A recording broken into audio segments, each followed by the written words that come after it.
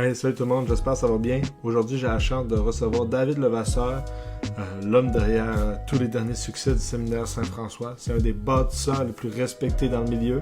On a parlé de tout, de bâtir un programme, d'élever les standards, dire la vérité aux jeunes, mais surtout on a parlé d'excellence. Avant de commencer l'épisode, ça reste important de pouvoir définir l'excellence. Je vais utiliser la définition de David pour ça. L'excellence, c'est pas juste gagner ou être le meilleur sur papier, c'est s'investir, s'engager, puis chercher à devenir la meilleure version de soi-même. Peu importe ton rôle ou ton niveau dans l'équipe. Même si tu joues ton meilleur match puis que tu perds, t'as été excellent si t'as tout donné puis t'as progressé. L'excellence, c'est aussi mettre des efforts, poser des questions, rester après les pratiques pour travailler puis vouloir s'améliorer constamment. Ça va pas garantir la victoire, mais ça ouvre la porte à plus d'opportunités. Je vais laisser David se présenter. Bon épisode à tous. Bonjour à tous. Merci premièrement à Félix Arthur pour l'invitation. J'ai regardé les 2 premiers épisodes. J'ai aimé ça avec des invités qui ont des choses de fun à dire. Jerry, après ça Loïc. Là, je pense que t'en sors d'autres bientôt, mais c'est une belle initiative. Puis j'adore le fait que tu veux prendre du temps de jaser avec les gens. Puis merci de m'inviter. Moi, c'est David Levasseur. Je travaille au séminaire Saint-François. Je viens de compléter ma 26e année, si je compte bien. Avant ça, j'avais travaillé un petit peu au Collège Brébeuf pendant mes études, puis je suis originaire d'Amos, en Abitibi. J'avais été entraîné par Jacques Paiement, puis formé par les frères Roy, surtout, là, qui étaient des super bons intervenants en basketball. C'est mon pedigree. Dans le fond, j'ai fait l'université à Montréal, bac en éducation physique. Quand j'ai terminé, je me suis ramassé tout de suite au séminaire Saint-François pour partir un peu là, les concentrations qui sont devenues ensuite les sports-études, puis grossir le programme là, pour l'amener où il est rendu présentement. Là. Fait que c'est un petit peu mon histoire avec des passages avec le Rouge et Or au début des années 2000, fin des années 90, puis l'équipe du Québec, là, 25 ans. Puis cet été, j'ai fait un retour avec l'équipe du Québec, justement, les U17 pour les Jeux du Canada. Donc, c'est un peu, en une minute, là, c'est un peu mon parcours que j'ai depuis que j'ai quitté mon Abitibi natal. J'aime ça, c'est clair, c'est court, ça nous permet de rouler un petit peu. On va commencer un petit peu comme on s'avait discuté là, ensemble. On va parler de comment bâtir un programme d'excellence. Je pense que tu es assurément un des programmes qui représente le mieux l'excellence au Québec. Commençons par les grandes lignes, par le commencement. Ta vision d'un petit peu du projet SSF quand tu es rentré là-bas, ça donnait quoi? Qu'est-ce qui se passait à ce moment-là? Il faut dire que quand moi je suis arrivé à SSF, je partais pas de zéro. Là. Il y avait quand même des bonnes conditions par rapport à l'époque au niveau des entraîneurs. Il y avait beaucoup de talent. Particulièrement à cette époque-là chez les garçons avec le pensionnat, entre autres. Il y avait comme beaucoup de talent chez les gars.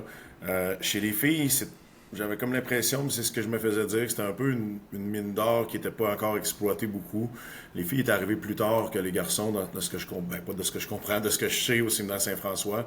Puis ça a été plus long un peu avec la culture d'excellence. Puis quand moi je suis arrivé, j'ai pas entraîné les filles, mais j'ai réussi à placer des intervenants qui ont fait un très bon bout de chemin. Là. Patrick Dagenet qui a coaché 11 ans avec nous en partant, François Patnaud qui est arrivé l'année suivante. T'sais, on avait Pascal Lehoux qui était déjà sur place, j'en oublie, là, mais dès le début, on a eu des super bons intervenants qui ont mis du temps puis qui ont cru au programme féminin puis ça a parti. Chez les gars, c'était déjà quand même...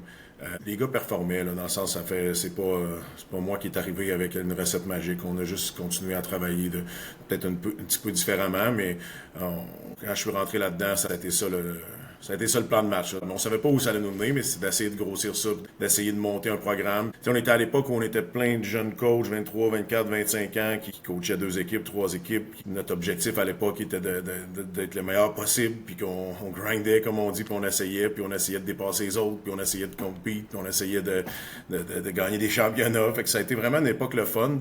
Présentement, mais que je regrette vraiment pas d'avoir fait. Ça nous a vraiment formés, puis ça a été vraiment une belle épopée pour nous autres là, de partir. Quand je dis nous autres, souvent, c'est la personne, là, c'est moi qui parle, puis vous associez des fois au séminaire Saint-François. Le plus grand succès que j'ai eu, tant qu'à moi, c'est d'avoir réussi à m'entourer de ces gens-là, puis d'avoir réussi à avoir ce monde-là qui reste, ou qui reviennent, ou d'autres qui arrivent, puis là, ça fait que la vague a pu continuer, puis même grossir. OK, puis à partir de quel moment tu te dis, OK, là, on se tient une quoi de fort, je pense que ça va être le temps de rentrer l'excellence. Depuis combien de temps ça existe?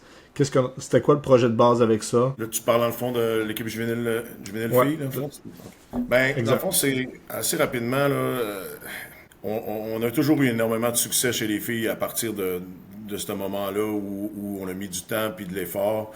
Euh, D'ailleurs, je pense que chez les filles, c'est vraiment le secret que il y a peu de places qui ont mis beaucoup d'efforts dans l'histoire. Puis quand il y en a qui en ont mis, ça a eu pas toujours des succès à grande échelle, mais il y a toujours eu des beaux succès chez les filles quand il y a eu de l'effort qui a été mis, puis quand il y a eu des gens qui ont cru au projet.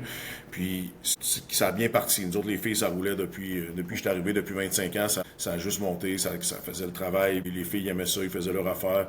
Je développais, ils allaient jouer au collégial D1, jouer universitaire. Les performances des équipes étaient très bonnes. Il y avait d'autres bons programmes, là, c'était pas toujours nous autres qui gagnaient, mais disons qu'on était quand même avantageusement positionnés.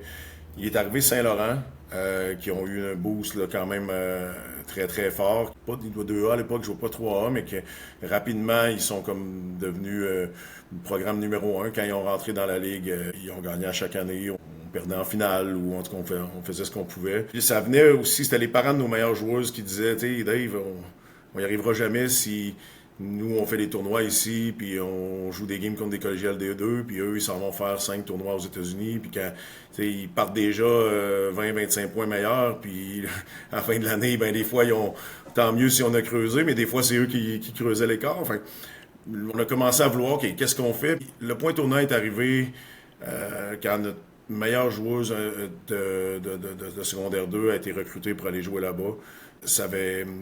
Qui était ma fille, qui est encore ma fille, mais qui était ma fille la plus vieille. Puis je suis allé, dans le sens que j'ai pas toujours été capable d'être 100% de ce côté-là, mais j'ai essayé d'être le père avant d'être un coach ou un responsable. Mettons comme père ou même comme un peu comme responsable. Je vais vous donner un exemple. Elle était en secondaire 2, elle jouait à Canada 1. Elle allait jouer à une game dans ton patelin. Elle avait été joué contre Arvida. On avait gagné par 70. Je pense qu'elle avait 0 points. Le lendemain, elle avait joué avec les juvéniles en secondaire 2 devant Saint-Laurent, une game devant l'école. Et on avait des blessés, point guard. Elle fait 14-15 points. Elle joue 37 minutes. Puis tu sais, elle sort surtout du match électrisé, tu sais, en ayant du fun, en ayant comme... Elle avait perdu des balles, elle avait eu des moments plus difficiles, mais là, j'ai dit, ça peut pas être ce que l'on a vu hier, autant pour elle que pour nos autres meilleurs athlètes ça peut pas être ça, le réseau de développement, là. Fait que c'est là que j'ai accepté d'aller faire la visite avec elle. Ça l'intéressait. Fait que là, on est comme, qu'est-ce qu'on fait? Mais évidemment, dès que on a une autre joueuse, Nayadi, qui joue maintenant à Mount St. Mary, NCA, qui est un an plus vieille. Mais, tu sais, papa m'appelle, il dit, c'est vrai qu'elle s'en va? Non, mais t'es allé visiter, puis je sais pas, là, on va regarder. Mais là, elle dit, c'est à part Dave, peux-tu me trouver une place, moi aussi? Puis là, de fil en aiguille, tu comprends que si... on avait Kéla Couturier qui restait avec sa sœur, qui s'en vient au Roger-Hart maintenant, qui a joué à Saint-Jean, qui était une de nos bonnes joueuses aussi. Tu sais, Kéla, j'ai pas posé la question, mais est-ce qu'elle revient si ces filles-là s'en vont? Tu comprends? Est-ce qu'elle fait encore l'effort? Tu sais, puis on allait créer, dès que tu es un peu bonne dans le fond, secondaire 2-3, là, il faut que tu partes, puis compagnie. Fait que là, nous, on a dit, soit qu'on fait ça, comme, entre guillemets, il y a des équipes qui un peu ça qui arrivent, il y a des bonnes joueuses qui s'en viennent jouer chez nous, puis il y a des équipes qui vivent ça, mais nous, on est arrivé face à cette situation-là, puis qu'est-ce qu'on fait? Fait qu'on a décidé d'essayer d'y aller un peu plus, de commencer. C'était François Patnaud-Peck qui coachait, on avait commencé à aller à un tournoi aux États-Unis, par-ci, par-là, on y allait tranquillement, puis on a accéléré le processus. Entre autres, quand moi, j'ai pris l'équipe juvénile, moi, c'était plus facile, dans le sens j'avais une fille dans l'équipe. J'étais rendu à croiser des chemins, là. Je trouvais que je mettais plus assez de temps chez les garçons pour ce que les garçons méritaient. Mon assistant comblait, fait que comme staff, on était vraiment correct, mais c'était vraiment parce que mon assistant, Frédéric Gigard, il faisait un travail exceptionnel qu'on était correct, mais j'étais plus le coach qui travaillait le plus fort dans l'école, puis ça me dérangeait un petit peu. Fait que on s'est adonné avec, François, il y avait eu des situations personnelles, puis j'ai pris les filles à ce moment-là, puis ça a tombé un peu plus facile que là, on a commencé à sortir plus, puis on a décidé de quitter la RSEQ, puis on a réussi à garder nos joueuses un petit peu plus, mais on va en perdre, puis on en a perdu, c'est pas ça le point, mais on a réussi à essayer de les pousser, en tout cas, au maximum, puis qui perdent pas le temps à jouer dans des matchs qui sont un peu gagnés d'avance. Parce que ce que je trouvais, c'était comme Puis loin de moi l'idée, là, on pourrait perdre un match, là, ça se peut que l'année prochaine, ou je veux dire, je pense que cette année, il aurait fallu le faire par exprès, puis on n'aurait peut-être pas réussi, mais ça va arriver qu'on va peut-être perdre contre une équipe RSEQ. C'est pas l'idée que on est tellement ci ou tellement ça. C'est plus que sur la majorité des matchs, les filles pouvaient arriver sans se préparer bien, sans bien jouer, puis quand même avoir joué très, très en bas de ce qu'ils pouvaient donner, puis gagner le match par 30-40. Puis là, on disait, ben là, ils font 15 heures de basket par semaine, faut que tu travailles en muscu, faut que tu fasses du vidéo, faut que tu viennes shooter. Ça cadrait plus avec les valeurs que nous, on voulait avoir. Fait qu'on a comme, OK, on sort, on y va, on essaie de compete, puis on met l'emphase sur développement des athlètes, puis développement des humains, dans le sens que... oui, c'est sûr qu'il faut être honnête, Saint-Laurent, ils sont moins dans le portrait. On ne s'étalera pas sur la situation. Mais on n'a jamais eu autant de jeunes sur les équipes du Québec. T'sais, avant, on avait une fille de temps en temps, 2 filles. Là, c'est souvent... Cette année, on en a encore près de 10 là, sur les 2 équipes. Ça fait 3 ans, 4 ans qu'on est dans les mêmes genres de chiffres où les filles se placent. Les filles ont des invitations pour les trials d'Équipe Canada. Ils ont, là, nos filles qui ont... Nos premières, là, quand je parlais de Nayadi qui est à Mont-Sainte-Mary, Anaïs qui est à Albany, Océane qui s'en va en Division 2 à Simon Fraser, puis après ça, ben, c'est Kayla qui rentre à Laval, Anaïs rentre à Laval, Ingrid Kwong qui s'en va à l'île du Prince-Édouard.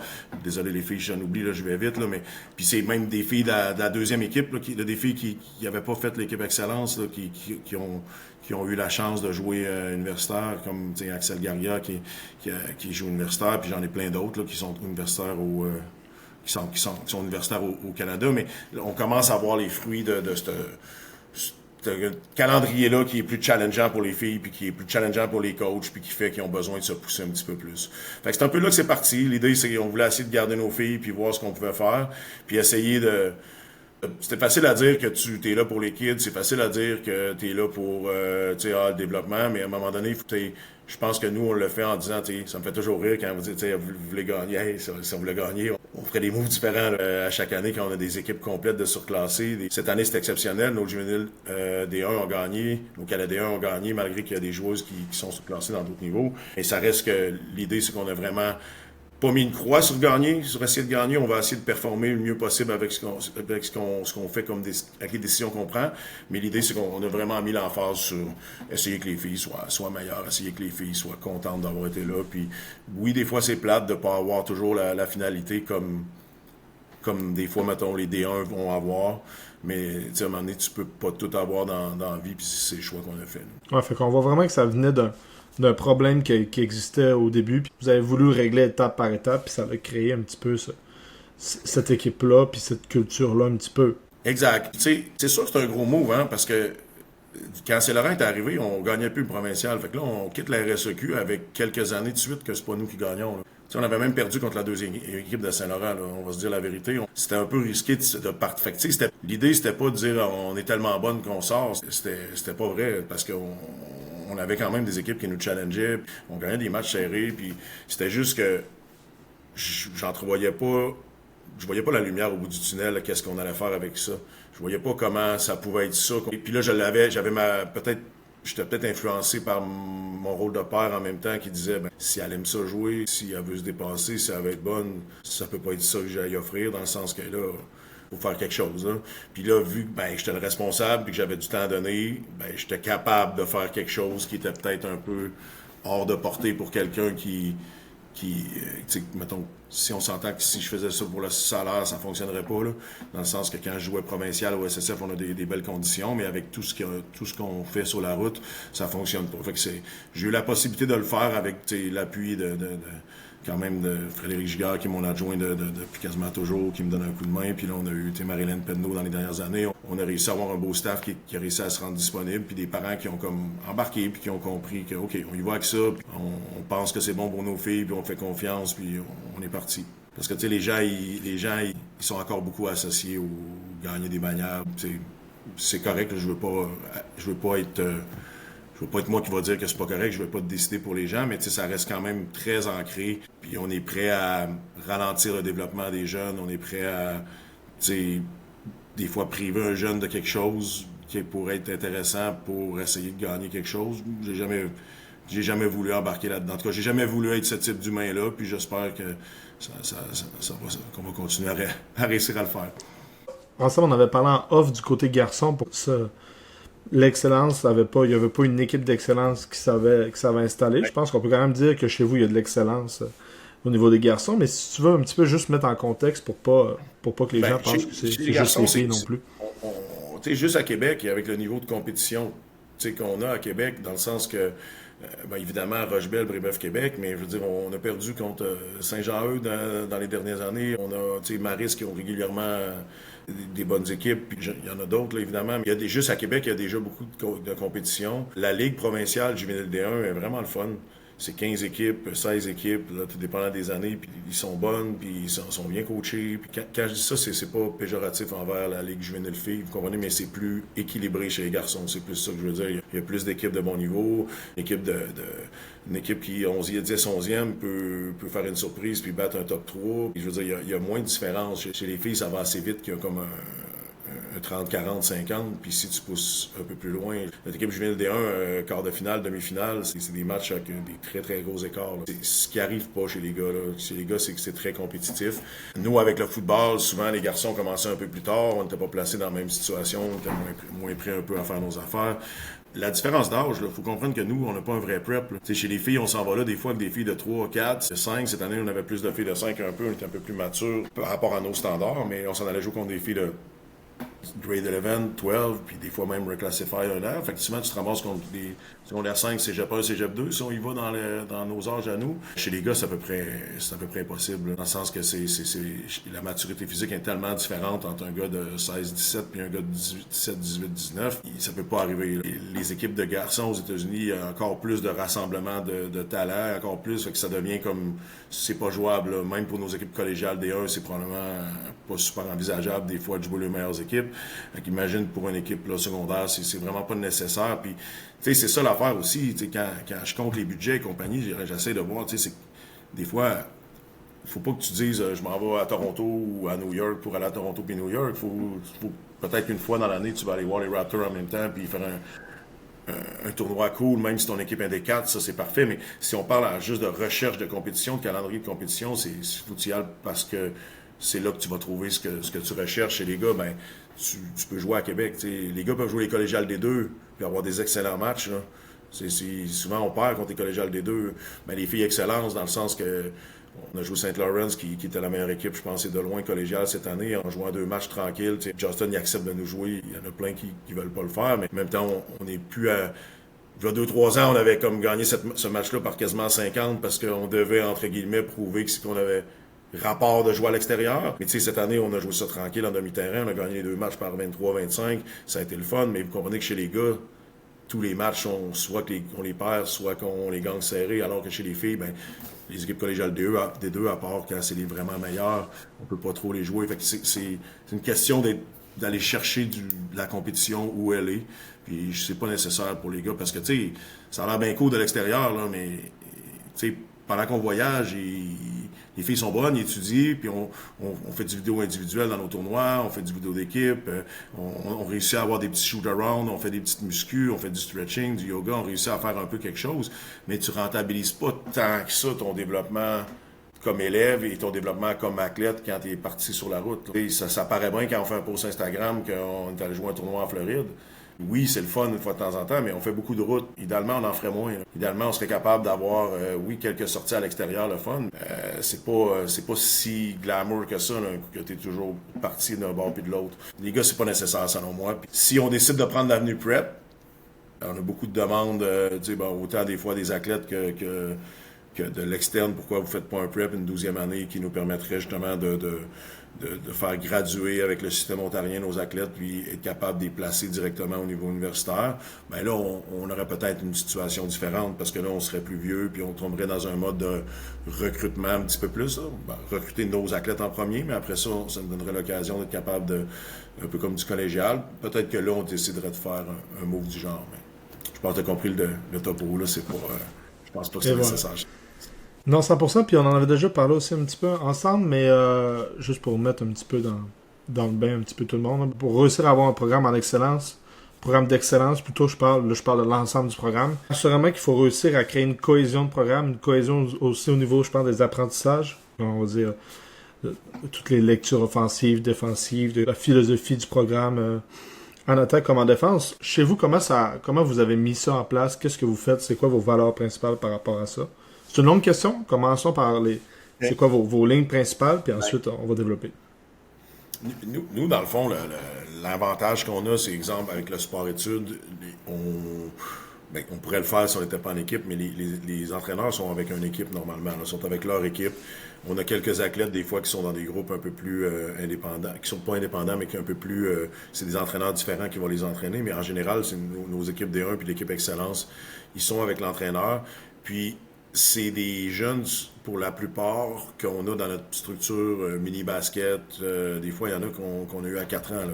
Fait que, tu sais, des fois, c'est pas tant, mettons, qu'on est incroyable à avoir un tel mois, on va montrer telle affaire, puis qu'on est super rigoureux à tout faire ça. C'est plus qu'on les a beaucoup. On les a, quand ils sont les ports, quand ils sont jeunes.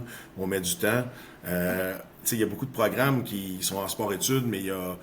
Nous aussi, on a des pauses, nous aussi, on a du multisport, puis nous aussi, on donne des breaks pour étudier. Là, c'est pas, mais on profite beaucoup de notre temps. Je pense qu'on se ramasse à faire beaucoup plus de basket que la majorité des programmes. Je pense qu'on met beaucoup plus de temps en préparation, mais sur le terrain aussi.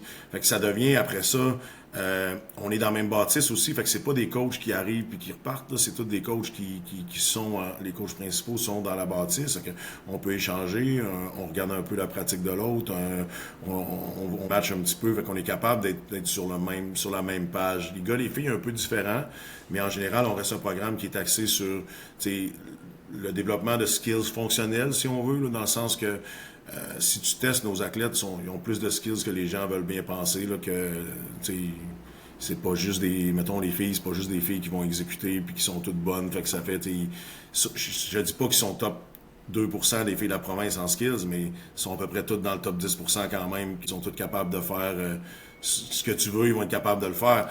L'idée, c'est plus qu'on essaie de mettre en pratique des habiletés qui vont servir en situation de match, en essayant de créer un avantage puis de le garder, fait que prendre des décisions à haute vitesse, être capable de se servir de son corps pour garder des lignes, être capable de lire des séquences de jeu, au lieu que ça soit comme Blender tout mélangé, être capable de, j'ai la balle, au début quand j'ai la balle, dès que j'ai la balle, c'est à mon tour d'attaquer, puis il faut que je cherche l'avantage, mais le défenseur, lui, il cherche à pas donner d'avantage, fait que si on réussit, eux, à stopper mon avantage, mais là, idéalement, il faut que je partage la balle le plus vite possible pour que je tombe dans la séquence suivante, qui est comme une séquence un peu plus collective, ou qui c'est des principes offensifs quand on est justement, on est en avantage, en motion, là. On pensait avoir quelque chose plus rapidement. Fait qu'on essaie beaucoup de les coacher là-dessus. Fait que de pas jouer le bon vieux, on joue au basket, puis qui veut dire, on dirait, ce que je tends à comprendre, ce que les gens disent au Québec, on joue au basket, c'est un peu foncé, chacun notre tour, puis être agressif, se rapprocher, puis faire, puis là, le terrain est tout petit, puis là, on veut être agressif. L'idée, c'est d'être capable, dès qu'on a une chance, d'amener la balle au rack, puis d'être, mais en même temps, c'est après ça de lui montrer du spacing, lui montrer les concepts, comme je te disais tantôt, là, de séquence. La plupart des jeunes, ils ont de la misère à séquencer. Là. Je veux dire, si tu te fais faire une passe garde à garde, puis tu es en passe et coupe, là, exemple, tu coupes en croisé, là, exemple. Mais dès que tu la reçois, si tu es mal joué, la personne qui a coupé, il n'est pas dans tes jambes, là, tu vas être bien correct, puis tu vas être capable d'attaquer. Cette personne-là va juste mettre les freins, puis relocate pour pas te nuire. Mais si tu attrapes la balle, tu gosses un peu 2-3 shoulder fake, pump fake et compagnie, puis que là, tu drives à l'opposé, donc la balle arrive pendant qu'il cote, ben là, tu fonces dans quelqu'un.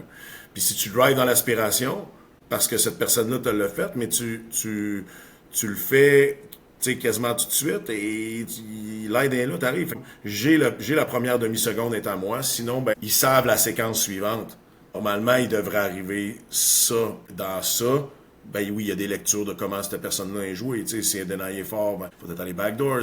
Ils sont capables de le lire, fait qu'ils tombent en mode un peu plus collectif. Puis s'ils n'ont pas réussi à attaquer dans le premier 0.5 secondes, qui n'ont pas réussi à faire la prochaine passe pour essayer de créer un avantage ensemble, ben là, il faut qu'ils tombent en mode, OK, là, je suis en mode 1 contre 1 parce que c'était pas ça le plan. Au début, je voulais attaquer tout de suite sur réception off the catch. Je voulais ensuite être en situation collective un peu, mais là, je vais assumer, puis je vais prendre mon bag, puis je vais essayer de créer quelque chose pour recréer un avantage ou aller marquer à partir de là. Fait que, tu sais, c'est des petites affaires bien niaiseuses, là, mais après ça, ce que tu lui demandes collectivement, si tu comprends la base d'espacer le terrain, puis d'espacer, de pas nuire à tes chums. Tu sais, il y a un petit concept qu'on montre, là, qui est juste si je te fais une passe, c'est à ton tour de jouer. Les autres, il faut qu'on te laisse tranquille. Il faut arrêter d'aller vers toi. Tu sais, je veux dire, il y a des tueurs d'équipe en général, c'est qu'ils viennent tellement nuire à leur ami. Ils vont juste la balle, ils foncent vers la balle. Puis, tu sais, en même temps, c'est ce qu'on lui demande mini-basket, puis secondaire 1-2 parce qu'ils sont meilleurs que les autres. Mais après ça, on n'est plus capable de jouer parce qu'ils foncent vers le ballon.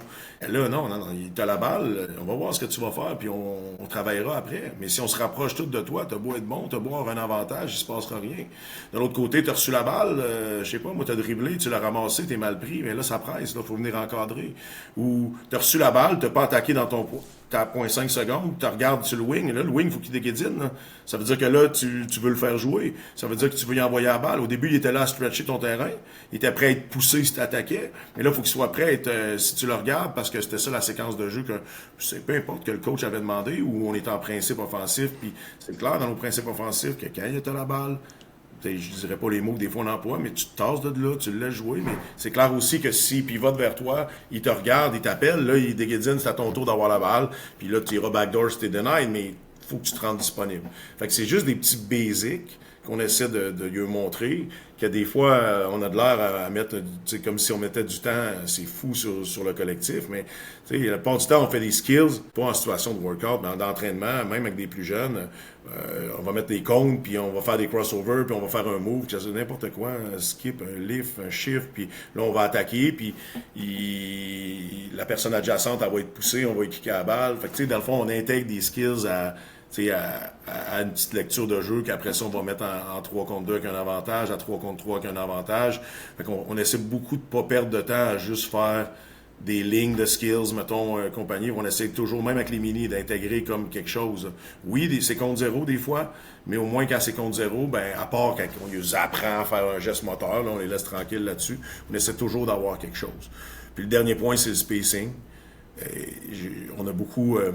la ligne de 3 points fait mal à la majorité des équipes parce que les jeunes, ils se servent de ça comme repère puis ils vont s'installer sur la ligne de 3 points ou juste un peu derrière, alors que la ligne de 3 points, c'est un endroit que si tu lances de derrière ça vaut un point de plus.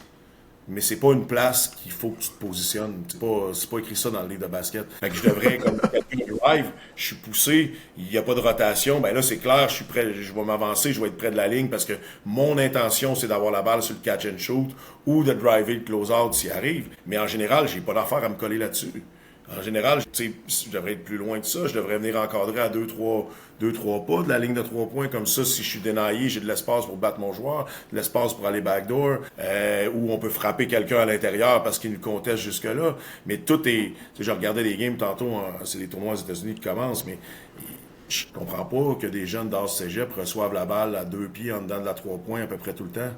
Tu sais, on devrait être vraiment derrière, ou en train de faire une action pour la recevoir en coupant, ou en se postant, ou en flashant vers la balle. Il y a des exceptions. On va recevoir la balle dans le short corner, dans l'high post, sur des actions précises. Mais je te parle en général. Si on fait une bonne job à coacher ça, mais toutes nos affaires se collent après. Là. Fait que je te parle d'espacement, d'encadrement, je te parle de spacing, là, de prendre plus d'espace, de couper pour de vrai, puis de relocate pour de vrai, d'arrêter de traîner dans le no man's land. Là. Dans le sens les jeunes, ils traînent dans un endroit où ils sont pas disponibles pour recevoir un kick-out, ils sont pas disponibles pour attaquer un close-out, puis ils sont dos au jeu. Ils sont pas non plus à éliminer un joueur. Fait que s'ils sont en train d'éliminer un joueur en se postant, avec une cote vraiment agressive, le joueur est obligé de les respecter, au moins ils sont utiles à quelque chose, même s'ils ne reçoivent pas la balle. Fait que tu sais, c'est toutes des petites actions bien simples que je pense pas que tu as besoin d'être un génie du basket pour enseigner, mais qu'on est très rigoureux là-dessus. Puis, encore là, on se trouve pas super bon tout le temps. C'est tout le temps ces choses-là qu'on veut travailler, être capable. Et si tu regardes les meilleures équipes, là, je regarde plus les filles dernièrement, mais tu sais, des équipes comme Yukon qui jouent avec du pace, ça marche. puis de l'espace. C'est toutes des équipes justement qui cotent pour de vrai, qui se rendent disponibles. Rarement, tu vas avoir des pull-up jumpers, tu vas avoir du mid-range sur des actions. Ça marche, puis là, ils vont prendre ces lancers-là quand c'est ça qu'ils se font donner. Tu vas rarement avoir quelqu'un qui traîne à l'intérieur, alors que si tu regardes un match random, même collégial D1, il y a énormément d'apprentissage à faire à ce niveau-là. Ça, c'est des... Je m'épivarde un peu, là, ça va m'arriver dans notre retraite. Il n'y a pas de stress, c'est là pour ça aussi. On n'a pas inventé de recette, puis il n'y a pas quelque chose qu'on fait que personne ne connaît, puis il n'y a pas quelque chose qu'on coach, qu'on a découvert, là. Mais c'est juste, on essaie de bien faire nos affaires. Puis après ça, ben, comme par hasard, tes skills, ils servent pas mal plus quand il y a de l'espace. Que quand tu te fais doubler, tripler, ben là, de la prochaine est disponible au lieu d'être caché dans un angle pas possible de donner la balle, puisque tout vient se coller, tous les principes offensifs viennent se coller justement après ça pour faire nos affaires. Ce qui nous permet aussi d'être capable de jouer rapidement avec les jeunes d'une année à l'autre. Après 4-5 pratiques, on n'est pas nécessairement bon à faire plein de choses, mais on est capable de...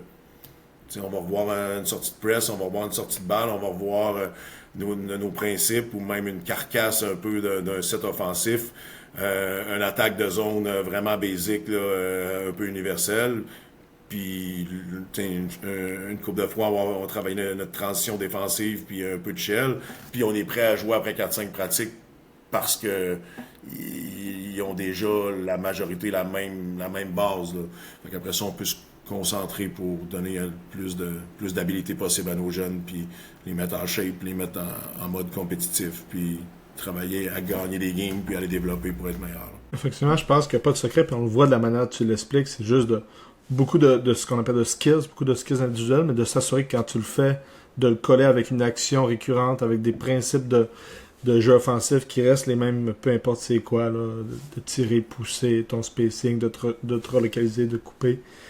Puis juste en mettant l'accent sur les bons détails, on voit que ça facilite énormément la game, tu sais. Ça, puis après ça, ils sont capables de passer en équilibre, ils sont capables de passer avec la main gauche, ils sont capables de passer à une main, ils sont capables de bloquer, pivoter, passer derrière, ils sont capables de skipper. Tu sais, des petites basics à un moment donné qui sont un peu oubliées, que peu importe ce que tu vas rouler, à part si tu roules quelque chose de vraiment agressif avec peu de passes pour quelques athlètes, là, que tu n'auras pas besoin d'avoir des actions collectives. Mais si tu tombes dans peu importe ce que tu fais, il faut que tu aies un minimum de fondamentaux de base. Là. Puis ça, c'est un peu galvaudé aussi présentement, dans le sens qu'on mélange skills et fondamentaux.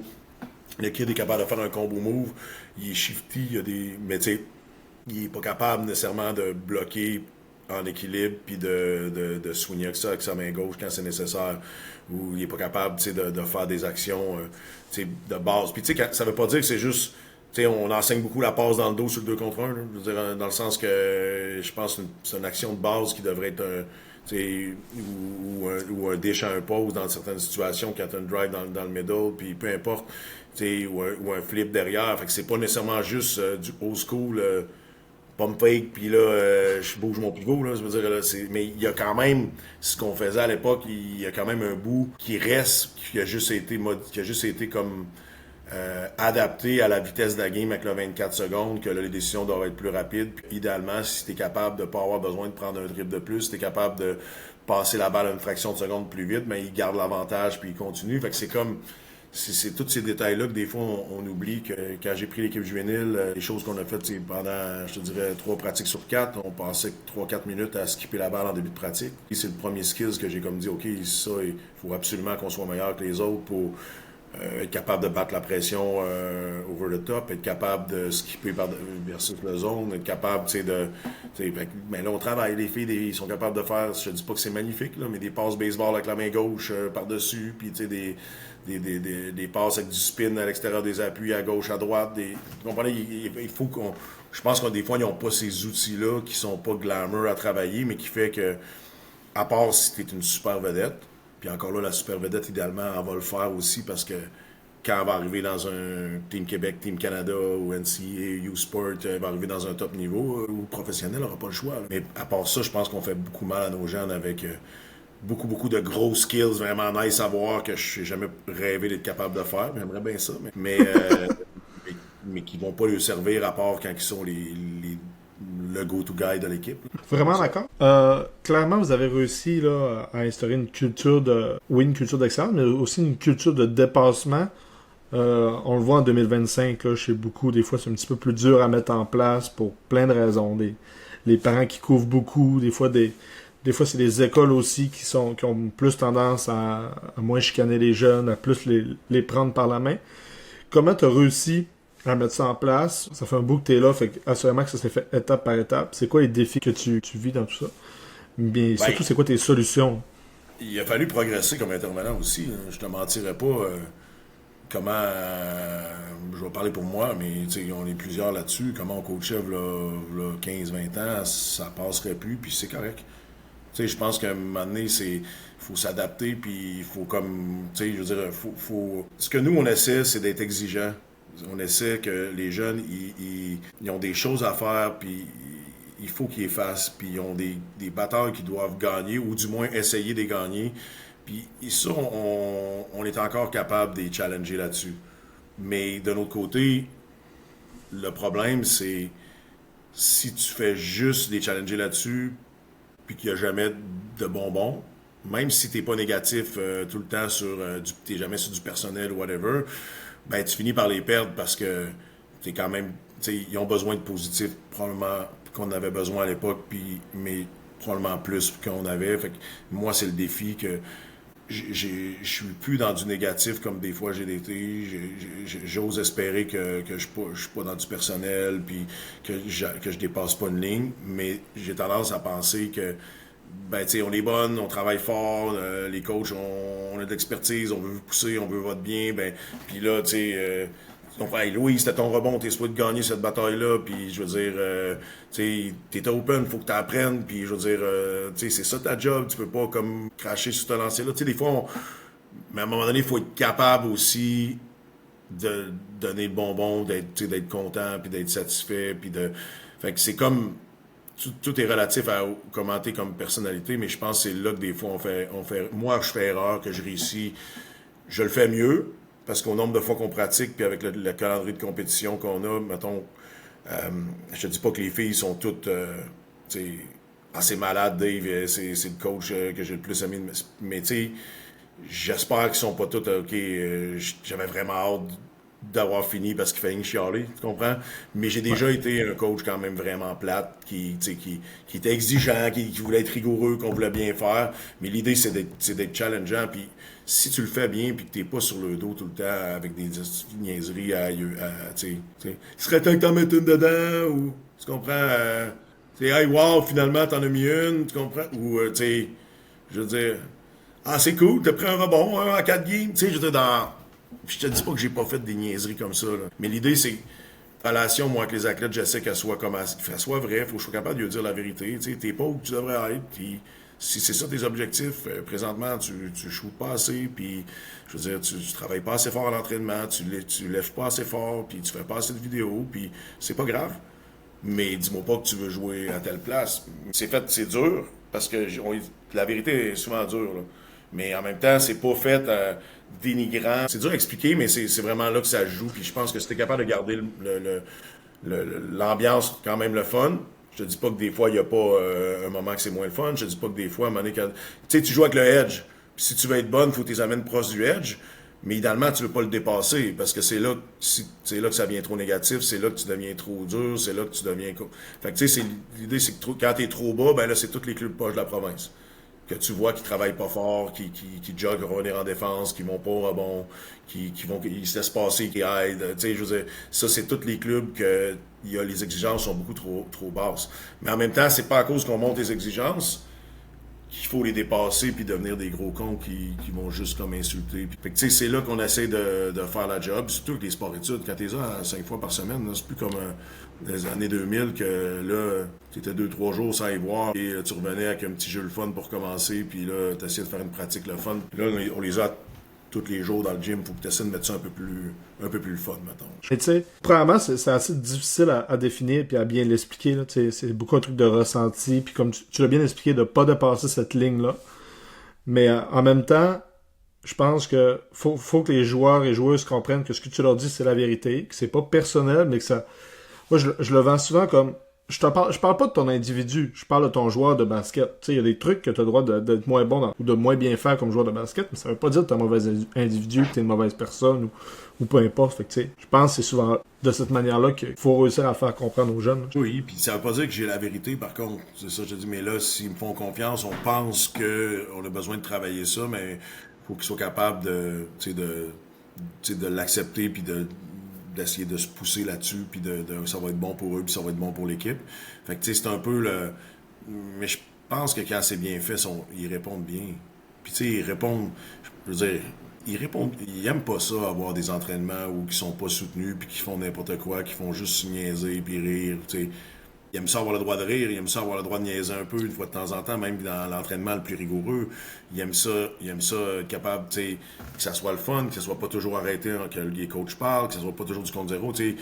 Mais souvent, ils aiment ça quand il y a de la rigueur, puis tu sais, quand ils sont poussés, puis s'ils n'ont pas un objectif, puis qu'ils font un up and down, ils vont pas sortir en pleurant à cause de ça. Là. Et si ton ambiance, à tout bout de champ, c'est juste punitif,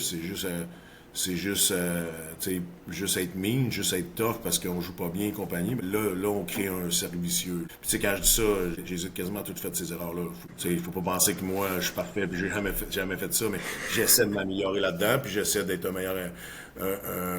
meilleur individu, un meilleur coach, puis un intervenant qui va être capable d'être quand même les pousser, mais garder ça quand même, c'est du secondaire. Là. On n'est pas. Même Exactement. les pros, ils ont besoin d'avoir un relationnel. Il faut que les athlètes deviennent autonomes à faire les affaires par eux-mêmes aussi.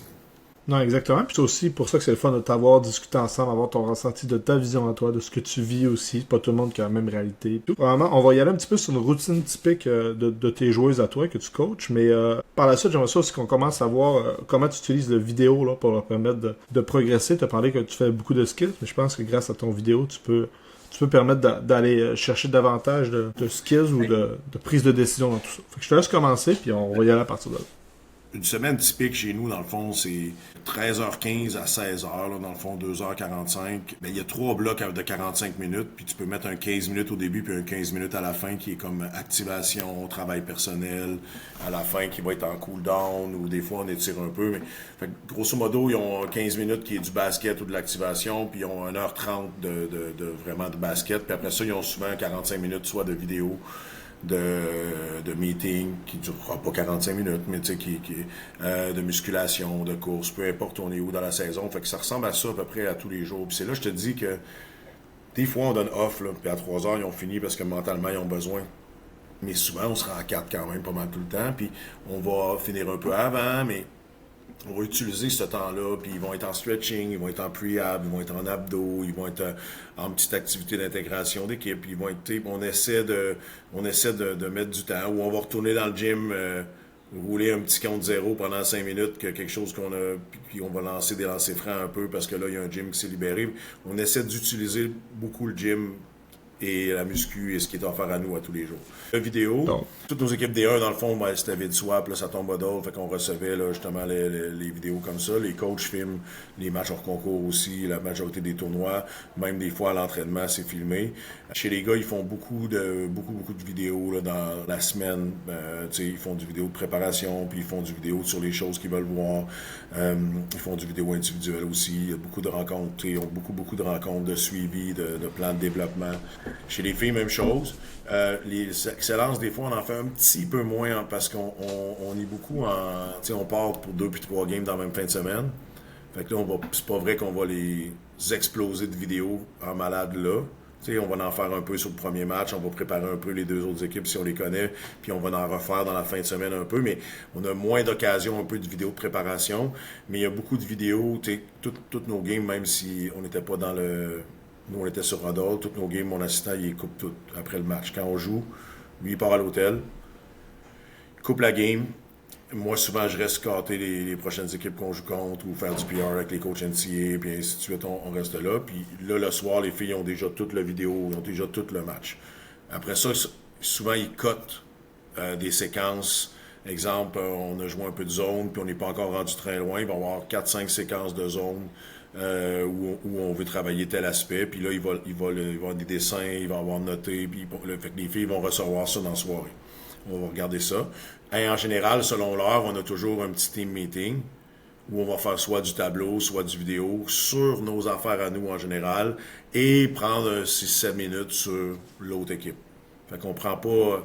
Là, je parle plus pour l'excellence. Les juvéniles D1 gars, Canadien 1 filles, ça ressemble plus à ce que probablement tu vis à Marista, préparation sur l'autre équipe, puis là, tu prends un peu plus de temps de te préparer à l'autre équipe, puis un peu sur ton équipe aussi, mais l'excellence, c'est une des choses que, oui, on fait du vidéo de préparation sur l'autre, mais on en fait plus sur nous un petit peu.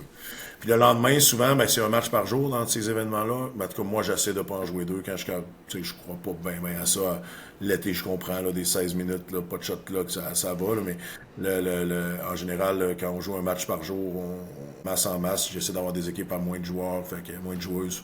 Mais là, ils vont passer, il va y avoir un 6, 7, 10, 12, 15 minutes selon le temps qu'on a de vidéos individuelles, soit avec l'assistant coach en général, puis des fois, moi, j'en fais un peu, ou je vais faire des meetings pendant que lui, il fait le vidéo.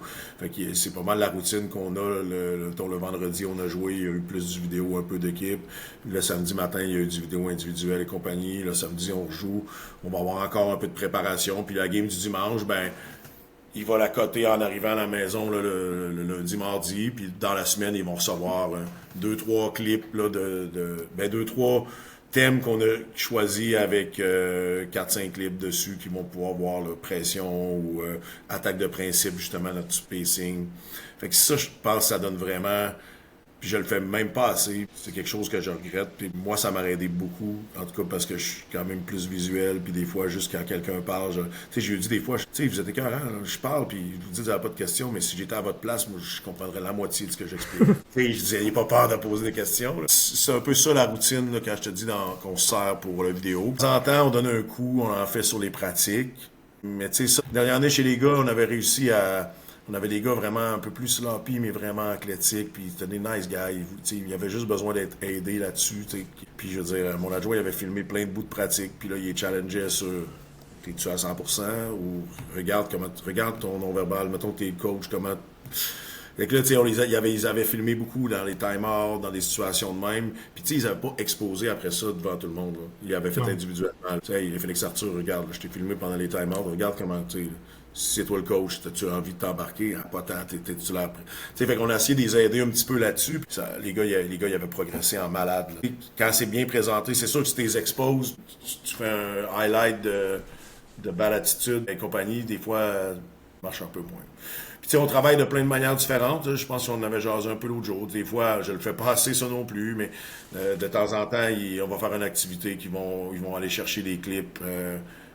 Soit que j'ai tiré au hasard ou j'ai décidé quelle fille, ou c'est eux qui choisissent, peu importe.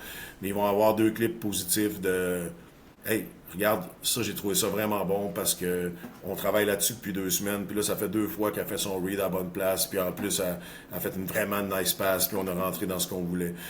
Puis des fois c'est le contraire, ils vont chercher une séquence de eux qui fait pas la job, puis c'est eux qui la présentent. Fait que là ça devient un peu humoristique, mais en même temps, tu sais, les autres, ils veulent. OK, moi non plus, j'aimerais pas ça J'aimerais pas ça avoir fait ça, puis la fille, elle dit, je vais essayer de plus le refaire. Là, tu vois une fille à un moment donné à choisir une séquence où on prend une shot, elle est dans le corner, elle est les mains ouvertes, la balle à 2, bon, faite sur le rim, elle tombe, elle est pognée par un rebond, la passe est faite, il y a 2 dribbles de prix, puis elle a encore les mains au point. Tu sais, vous comprenez que c'est elle qui l'explique, par contre, c'est elle qui s'expose. Fait que, tu sais, on essaie des trucs différents, justement, pour être pas toujours le. Ben, souvent, j'aurais pris cette séquence-là puis je l'aurais poivré. Tu comprends? C'est comme, on essaie de progresser. Quand je te dis qu'on essaie de progresser un peu, avec des méthodes un peu différentes. Puis quand je te dis ça, je l'ai pas fait 20 fois, là. C'est des choses que j'aimerais faire plus, mais c'est toutes des choses qu'on a faites un petit peu dans la saison. OK, fait on voit aussi que beaucoup dans ta routine, puis dans tout ce que tu as expliqué, on voit qu'il y a quand même un essence de mettre beaucoup de temps sur vous-même, là, sur votre propre équipe, sur les propres joueurs, même de la manière que tu fais ton vidéo. La majorité du temps est passée sur vous, sur vos actions, sur vos joueurs, puis un petit peu sur les autres, et non l'inverse. Hein. Ben, je pense, plus t'es jeune, puis quand je parle jeune, high school, secondaire, je pense plus que ça devrait être ça. Il y a tellement à gagner sur nous autres que même si on score 0 l'autre équipe, je pense qu'on va gagner plus de matchs parce qu'on va progresser et on va être meilleur dans nos affaires. Ils apprennent à faire du vidéo, ils apprennent à se voir, ils apprennent à comprendre, ils apprennent à s'analyser. Après ça, tu sais, je te dis, à un moment donné, quand on choisit ce qu'on veut faire sur l'autre équipe, cible quelques joueurs qu'on va enlever quelques actes. Celle-là, on aimerait ça qu'il lance pas, on va chasser telle action, on veut s'assurer de ne pas venir en aide de ce côté-là. Mais c'est nos principes. Fait que quand on arrive, la fois qu'on est obligé d'enlever 2, 3, 4 principes qu'on veut faire défensivement, parce que probablement que l'autre équipe est juste trop forte pour nous, là, ou nos principes sont de la merde. Fait qu'on apprend, on fait tout le temps nos principes avec quelques ajustements. OK, hey, mettons, on veut chasser nous autres, puis être en drop coverage sur le ball screen, puis aller une fois de temps en temps, on va switcher ou on va blitzer pour juste les ralentir un peu, exemple. Parfait, mais là, on joue contre une fille que c'est incroyable quand tu sais, shake le drop coverage, pull-up jumper, c'est vraiment sa game. Puis ben là, on va peut-être, OK, là, on va travailler notre coverage de ball screen différemment, puis on va se préparer. Mais si je suis obligé de changer comment je couvre le post aussi, si je suis obligé de changer comment je rotate, ou comment je défends weak side à l'opposé, comment, si je viens là, je décide de venir en aide single side parce que puis je venais pas. Là, c'est comme soit mes principes sont pas bons, soit l'autre équipe est comme shit, ça va pas bien. Là.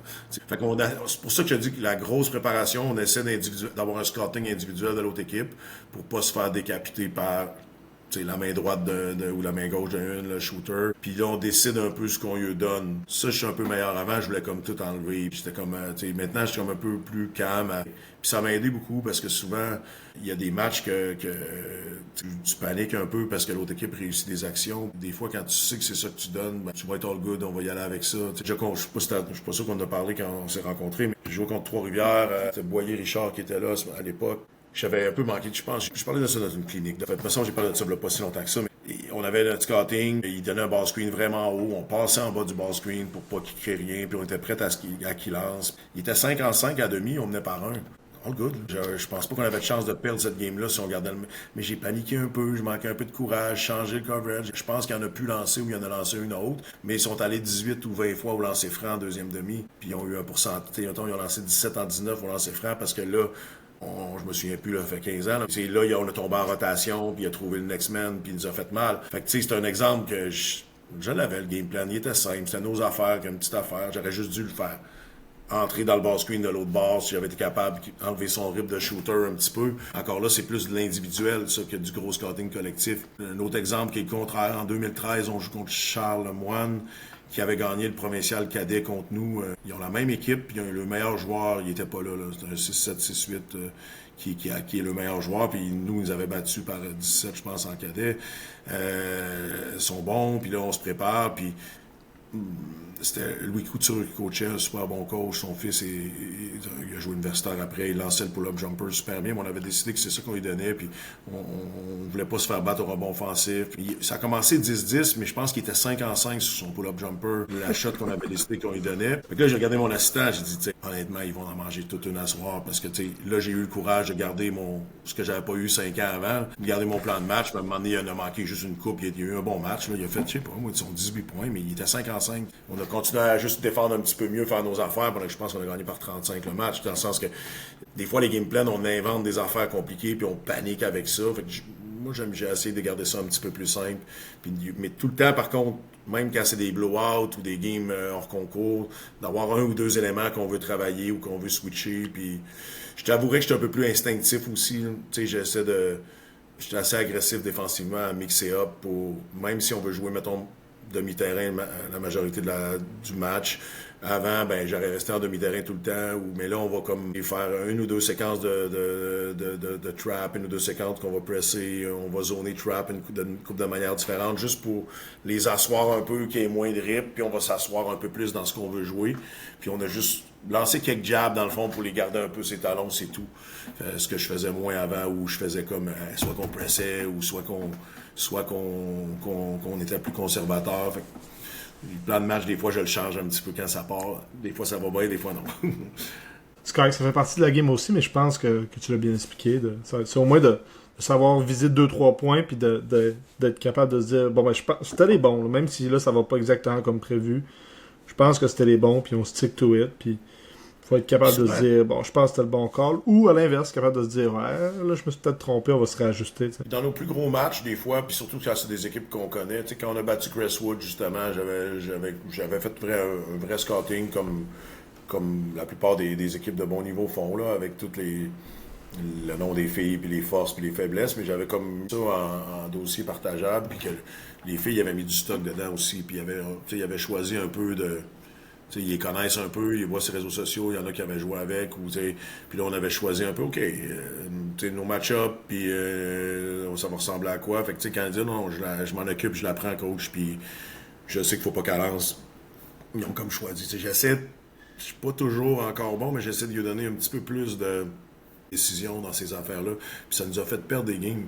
Des fois, même sur le terrain, des fois, on a perdu contre Saint-Jean, collégial D1 par 2, un match, on menait par 4, il restait, je sais pas moi, 30 secondes, puis on avait juste à rouler, je voulais qu'on roule notre offense, puis qu'au pire qu'on allait prendre une shot en fin de shot clock, puis on avait besoin d'un bucket ou d'un stop pour gagner la game. Puis là, mes deux meilleurs joueurs, ils ont essayé une two-end game, ils ont voulu isoler un mismatch à l'intérieur, ils ont juste pas pris l'angle comme il faut, puis là, bon, on a perdu on fait stealer, on s'est fait scorer, on a perdu ça par 2, tu sais.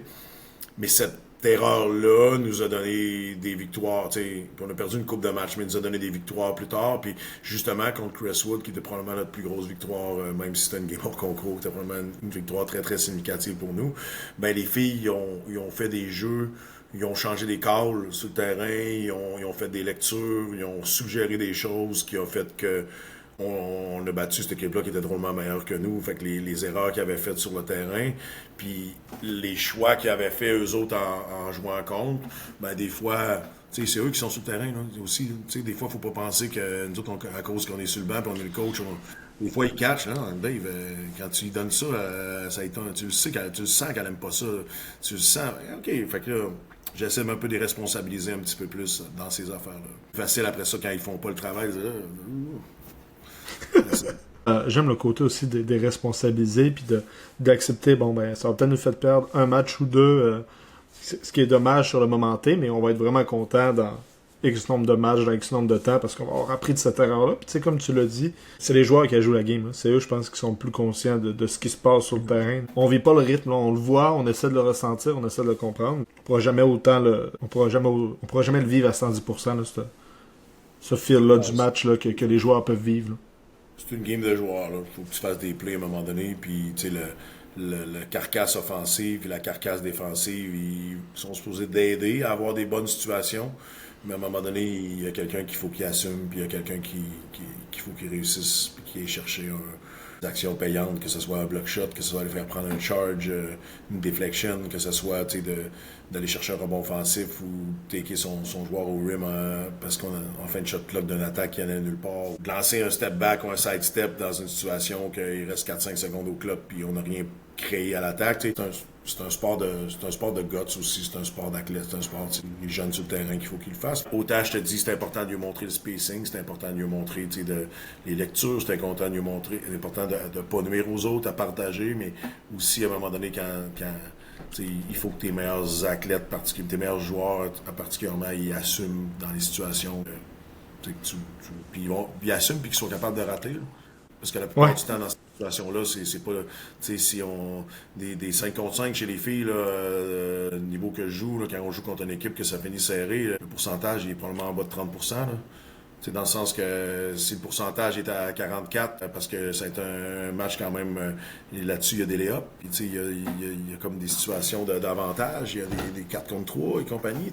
Mais quand on tombe à 5 contre 5 et fin de shot clock, des fois, c'est des situations que quand un joueur qui marque 30%, 35% là-dedans, il est écœurant. Et souvent, dans ces situations-là, c'est 1 en 10 ou ça peut être 0 en 20, souvent parce que ça défend fort, puis là, t'as plus de temps, puis t'as pas d'avantage, t'es statique. C'est pour ça qu'il faut être capable que ces jeunes-là, c'est là qu'une fille comme Amélia So, pour nous, a été vraiment, vraiment bonne. Elle nous a fait perdre des matchs. Hein. On s'entend là, que la responsabilisation qu'on a essayé de donner, ça a fait perdre des matchs, mais à un moment donné, elle nous en a fait gagner des gros en maudit, puis maintenant, elle était capable de passer à un autre niveau, puis à faire tellement de gros jeux au travers de notre collectivité, mais à l'occasion assez vite de, OK, quand même, c'est à moi d'assumer parce que même si on fait 3-4 passes dans l'attaque, si j'ai l'occasion là, je la prends parce que de toute façon, il va falloir que ça soit moi dans 4 passes.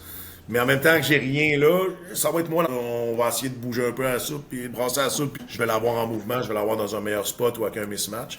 Sauf qu'à un moment donné, il faut qu'ils assument les situations. Ce qu'ils veulent pas toujours. Tu regarderas les jeunes, souvent, sur des fois les balles hog, ils prennent toutes les bad shots que tu voudrais qu'ils prennent, mais dès que c'est un fin de shot clock ou c'est un fin de quart, ils vont faire une passe. Là, la balle devient pesante, là, comme par hasard. Là. Souvent, quand c'est des jeunes qui prennent peu de décisions d'un jour au radar. Des fois, ils ont plein d'autres qualités, on s'entend. Là. Ce bout-là, ils font moins bien, selon mon évaluation. Et ça arrive souvent qu'après ça, ils jackent des shots, mais là, après ça, ils meurent avec la balle dans leurs mains.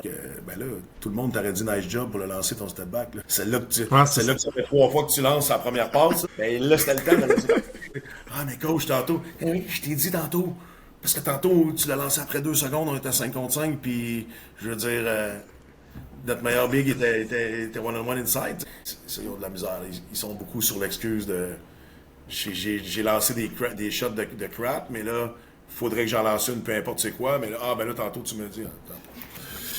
Et là, c'était du travail à faire là-dessus, à nous expliquer un peu comment. Étape par étape, puis je pense que tu l'as dit, de l'incorporer dans tes exercices de skills, puis de travailler des situations différentes comme ça leur permet de comprendre, là, peut-être avec du vidéo au travers de ça. Tu as parlé un petit peu de principes offensifs de base, d'action de base.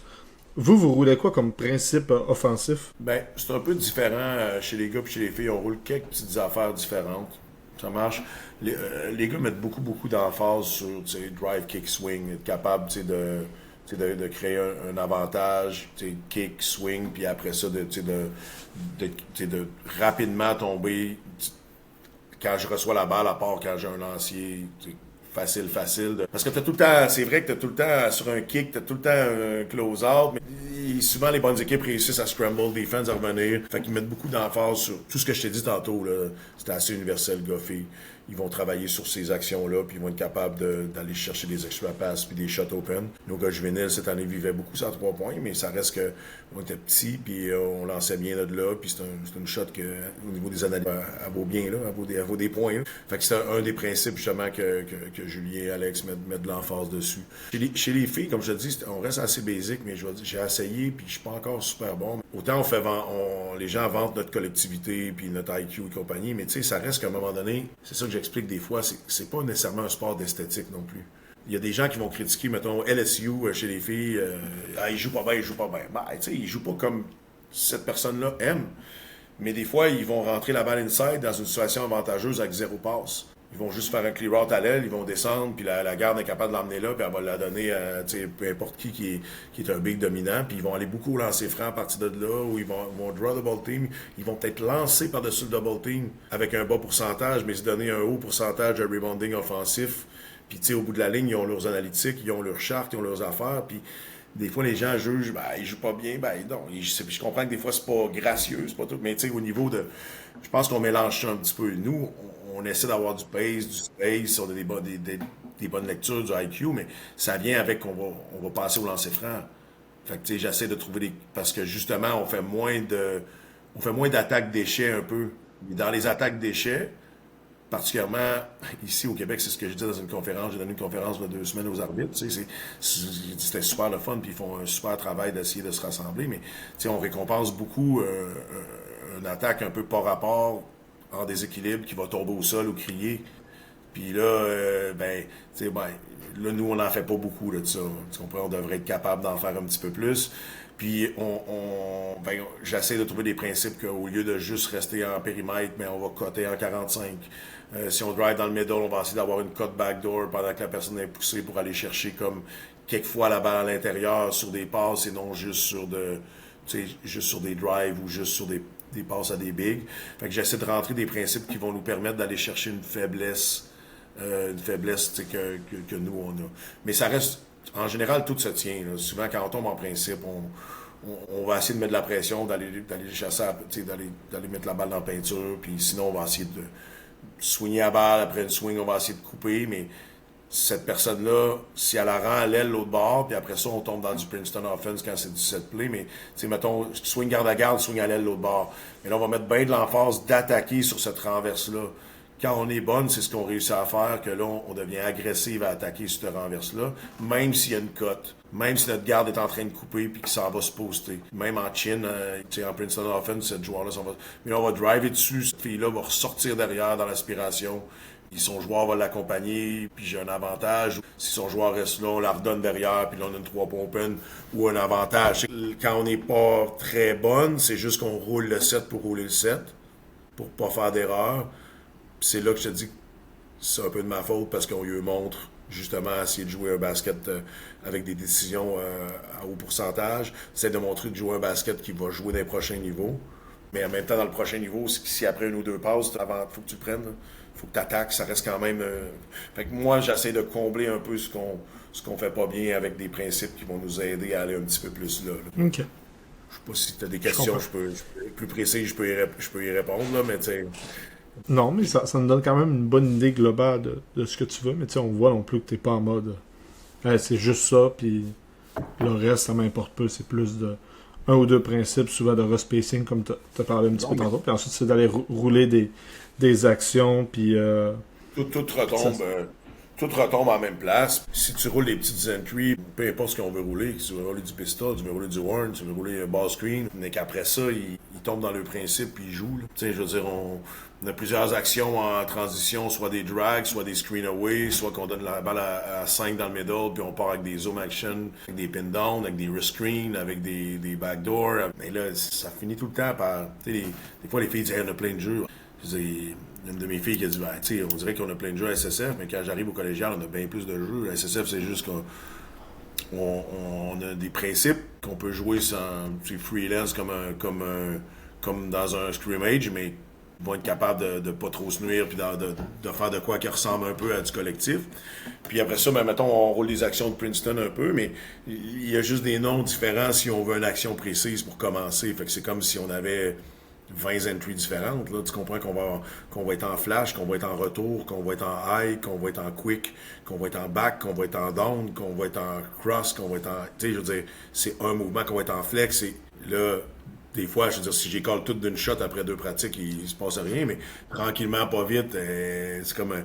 Oh, c'est pas si compliqué que ça. Là, ils apprennent à lire des petites affaires, puis là, ils le font par eux-mêmes des fois.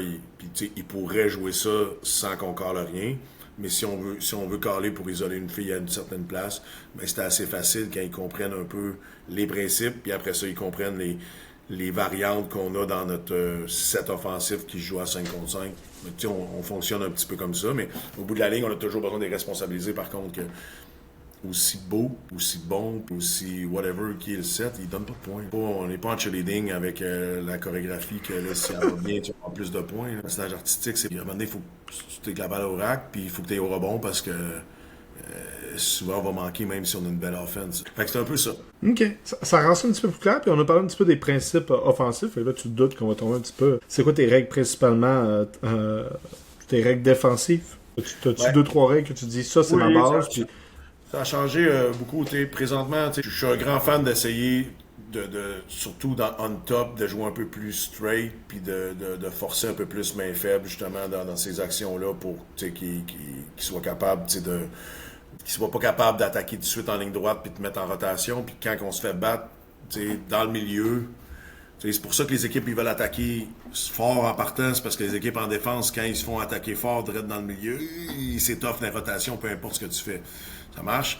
Quand tu réussis à désaxer la balle un peu, ben là, tu deviens comme être capable de tricher un peu plus puis de jouer des principes, que ce soit no middle ou que ce soit en pipeline, des envoyés dans le centre automatique, des renvoyés dans le trafic. Je veux dire, je ne vais pas élaborer là-dessus, mais nous, ce qu'on veut, c'est main faible si possible, puis les garder en bas du lancer franc.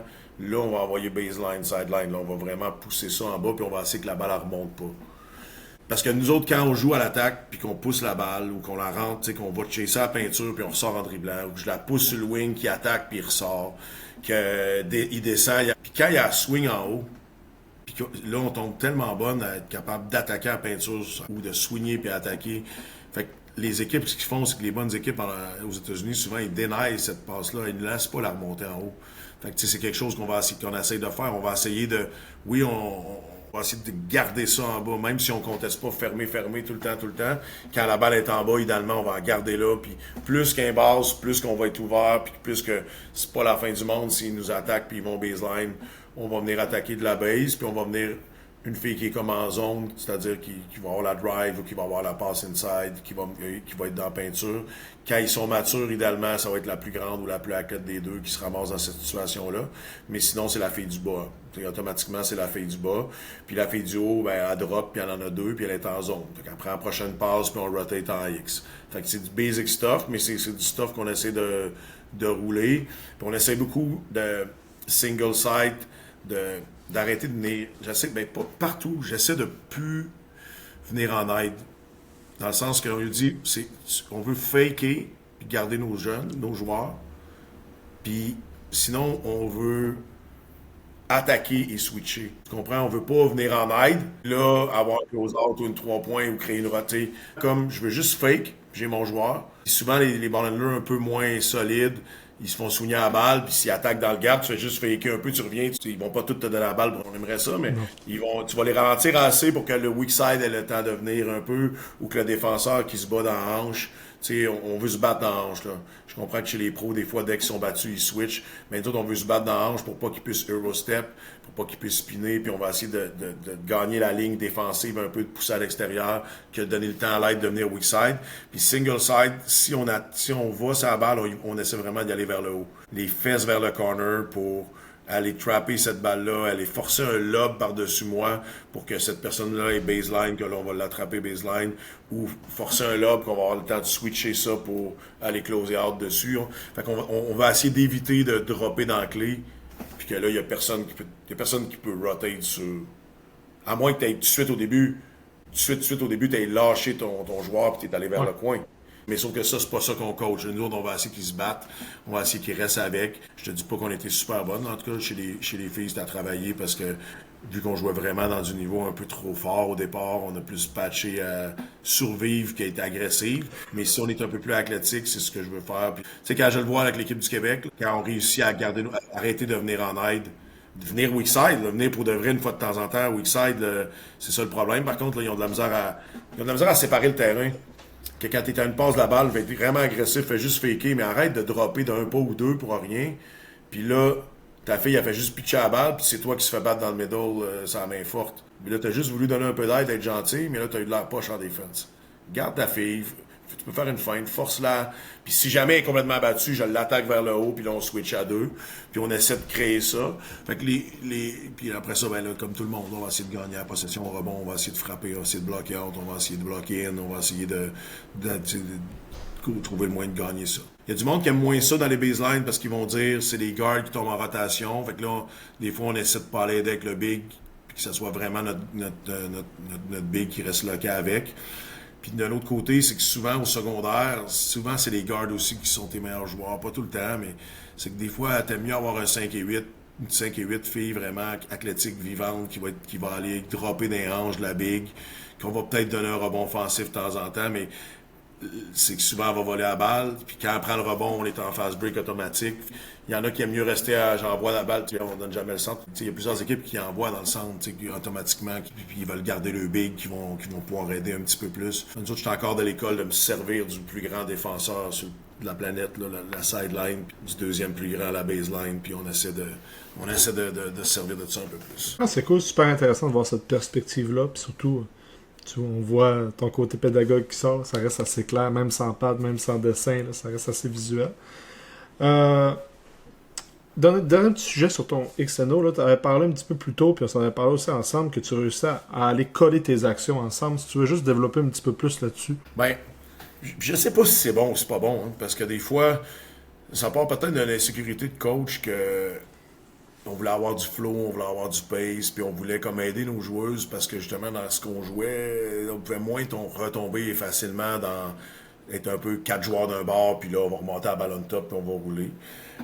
Fait que tu sais, souvent, exemple, nos attaques de pression, ben, tout est assez collé dans nos principes d'attaque de pression, vont être assez clairs, puis on va tomber naturellement, si tout le monde le fait bien, dans la 5 va être revenue dans le middle, prête à flasher ou à diver si jamais on a un avantage. on va avoir une boîte, on va être placé avec deux guards des slots, puis on va avoir des corners, puis on va retomber, la plupart de nos actions, on va retomber comme bien placé pour faire nos affaires, pour souffrir un petit peu moins. C'est là, tu sais, que je reviens sur la game de Chris Woods, qu'on avait vraiment un peu peur entre le guillemets de la pression. Puis là, on a joué vraiment pas très bien offensivement parce qu'on était juste à gérer la pression, puis on avait de la misère à tomber. Fait que quand on était juste un peu meilleur, arrêter d'avoir, OK, on est correct. On va peut-être même marquer une fois de temps en temps, mais ils vont peut-être nous enlever une balle par-ci par-là, mais on est capable de la gérer. Là, on est tombé plus facilement dans quelque chose qu'on connaît.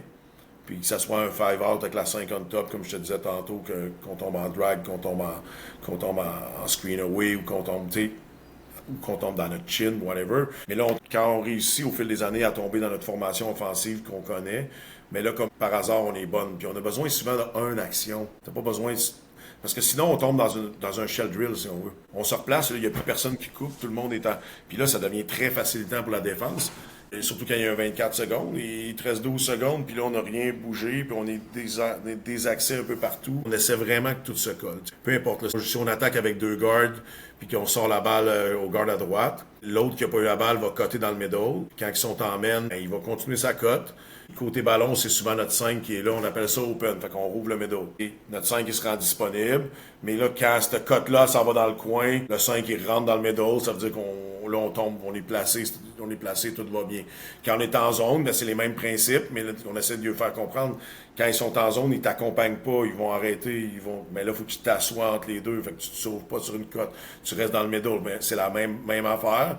Puis là, dans nos principes, on va demander à la fille de l'opposé qui est en main, en open, qui veut open le terrain, qui est quasiment à lancer franc, mais ils vont revenir un petit peu plus là, pour le raccourcir, justement, pour que là, on crée des avantages à 2 contre 1 à l'opposé, puis que les passes soient plus courtes. Fait qu'on essaie qu'on tombe rapidement, facilement dans ce qu'ils connaissent, puis dans ce qu'on est supposé d'avoir un peu de succès. Quand je parle de succès, ça veut pas dire de toujours marquer, mais ça veut dire de pas souffrir, puis de mener la possession au lieu d'être comme en souffrance tout le long, que là, tu vas demander à ta meilleure joueuse de forcer une shot en fin de shot-là parce que t'as rien créé. Puis c'est là que son pourcentage va être moins haut. Sa confiance va être, à part quand il frappe 3 à 4, là, sa confiance en monte. Mais je veux dire, c'est taxant aussi. Hein. Recevoir la balle, puis là, prendre des ISO, prendre des actions, aller chercher un step back. Au bout de la ligne, c'est très, très taxant pour ta meilleure joueuse. Fait qu'à un moment donné, tu sais qu'elle fait ça. Si elle fait 8-10 fois dans le game au lieu de le faire 25, on a plus de chances de gagner normalement. Un exemple, puis on essaie vraiment de coller, puis tu sais, comme à l'attaque, là, tout est comme les principes offensifs. Normalement, on essaie qu'il y ait moins de zones grises possible, c'était assez simple, même si des fois je rentre une sortie de balle que je connais pas trop, puis que je me suis pas trop concentré. Là, assez vite, je pèse sur pause. OK, ben là, on fait quoi après? Ben on fait ça. Ils savent eux-mêmes parce que ça tourne tout le temps autour des mêmes bidules. Là. Je pense que ça nous rend plus clair un petit peu le terme que tu utilises pour dire faire fitter tout ensemble, coller. Je pense que ça éclaircit un petit peu tout ça. On va tomber dans notre dernière partie qui est comment tu fais pour faire durer l'excellence là, sur plusieurs années. C'est quoi les principaux défis que tu as connus au courant des dernières années? Ben, tu parles de l'équipe là ou tu parles du programme? Non, on parlait du programme. Ce qui est difficile au Québec particulièrement, c'est le peu d'investissement, mettons, des organisations, des écoles. Puis c'est pas un reproche. Le job, c'est pas nécessairement d'avoir le meilleur programme de basket. Le job, c'est d'éduquer des jeunes adolescents, des jeunes adultes qui vont former la société de demain. Là. Fait que, le basket est un outil pour les aider, ou comme le foot, le soccer, whatever. Fait que, mais la plupart des écoles n'ont pas de moyens de réussir Fait que quand tu as un ou deux coachs vraiment crinqués qui ont du temps à mettre, ils réussissent à monter la structure puis à faire le travail, mais assez vite. Et là, ils n'ont plus le temps de coacher au mini. Et là, ils sont plus capables de coacher 2 équipes. Puis là, ça vient qu'à un moment donné, ça s'effrite. Puis il n'y a plus rien qui se passe. Puis c'est l'autre programme à côté qui a une couple de dudes ou de filles vraiment plus motivées. Puis là, ils réussissent à faire le travail. À SSF, on est parmi les privilégiés qui a quand même un appui de l'école intéressant. Il y a un appui de l'école aussi parce qu'on a travaillé pour. Tu sais, des fois, je dis dans une clinique, souvent, quand j'étais jeune, OK, il faut combattre Rochebelle, il faut combattre Brébeuf, ce serait le fun de combattre Brébeuf. Mais tu sais, Montréal, Sorel, mais à un moment donné, avant, il faut que tu te positionnes dans ton école. Si les concierges taillissent pour mourir, Si les secrétaires, ils trouvent que tu n'as pas de respect puis que tu feras pas long feu. Si à chaque fois que la direction pédagogique te fait mal parce qu'il n'accepte pas un élève que tu aimerais rentrer, ou il enlève un élève que tu aimerais garder, ou tu n'es pas capable de faire un move, tu réagis mal, ben tu feras pas long feu non plus. Fait que c'est d'être capable de créer un climat que tu es capable d'être avec les gens, puis tout le monde travaille ensemble, puis là, tu vas réussir à gagner ta place dans l'école. Nous il y a eu le... Tu sais, on a travaillé, là, 15-16 ans, on a rentré les mini-blizzards, puis là, il y a eu de la dénatalité, puis il y a eu comme... Ça allait moins bien, puis là, ça nous a permis... Tu sais, notre chiffre de basket a monté pendant que l'école descendait. Ça a été très bénéfique pour l'école pendant un 4-5 ans qu'on a fait. Fait qu'on a donné une bonne vague, puis on a rentré beaucoup. Monétairement, ça a été très, très lucratif. Pas lucratif, mais ça a sauvé beaucoup de problèmes. Puis on a réussi à mettre beaucoup d'énergie dans le basket, puis là, on a attiré. Fait que ça nous a donné un peu des munitions pour être capable après tu sais, à un moment donné, je suis arrivé à voir le DG, il dit là, j'ai l'impression de tenir une 15-20 ballons, là, que j'échappe, puis je rattrape, puis j'échappe, puis je rattrape, puis j'essaie de pas les perdre, mais tu sais, je dis là, je vais rester quand même compétent, puis je vais rester, je vous jure que je vais rester je pense, dans les bons de la province, mais j'arrête les camps, j'arrête les mini-blizzards, j'arrête les développements techniques, j'arrête les mini-blizzards élites, j'arrête, tu sais, je dis, je peux plus, là. Je dis, là, je suis tout croche, je suis plus bon nulle part, Puis c'est là un peu, au hockey, ils avaient fait un essai, puis là, ils ont rentré les intervenants sportifs. Maintenant, ben, 6,5 personnes qui travaillent avec moi, qui sont à temps plein, avec des salaires qui commencent à 35 entre 35 et 40 puis qu'ils peuvent faire l'assurance du midi, le coaching est en extra et compagnie. Fait que des vrais jobs. Ils font plus que des enseignants en commençant, mais ça monte pas aussi haut que les enseignants, puis ils ont pas les mêmes conditions, mais c'est quand même intéressant. Fait que ça nous a permis, à partir de là, on a un gars qui fait quasiment juste des tournois. Mais là, il rentre de l'argent dans les tournois, puis on sauve beaucoup de sous en n'allant pas toujours dans les tournois à l'extérieur. On a un autre qui gère les camps et gère les mini. Fait que là, on réussit à produire du financement pour que ça coûte pas un coût trop haut, puis pour que nos intervenants continuent. Puis je te dirais que c'est pas mal plus là le secret d'avoir réussi à créer une structure on en a 6-7 à temps plein, 8 avec moi, qui sont dans la même place, puis qui veulent cheerer, puis on a des chiffres à atteindre.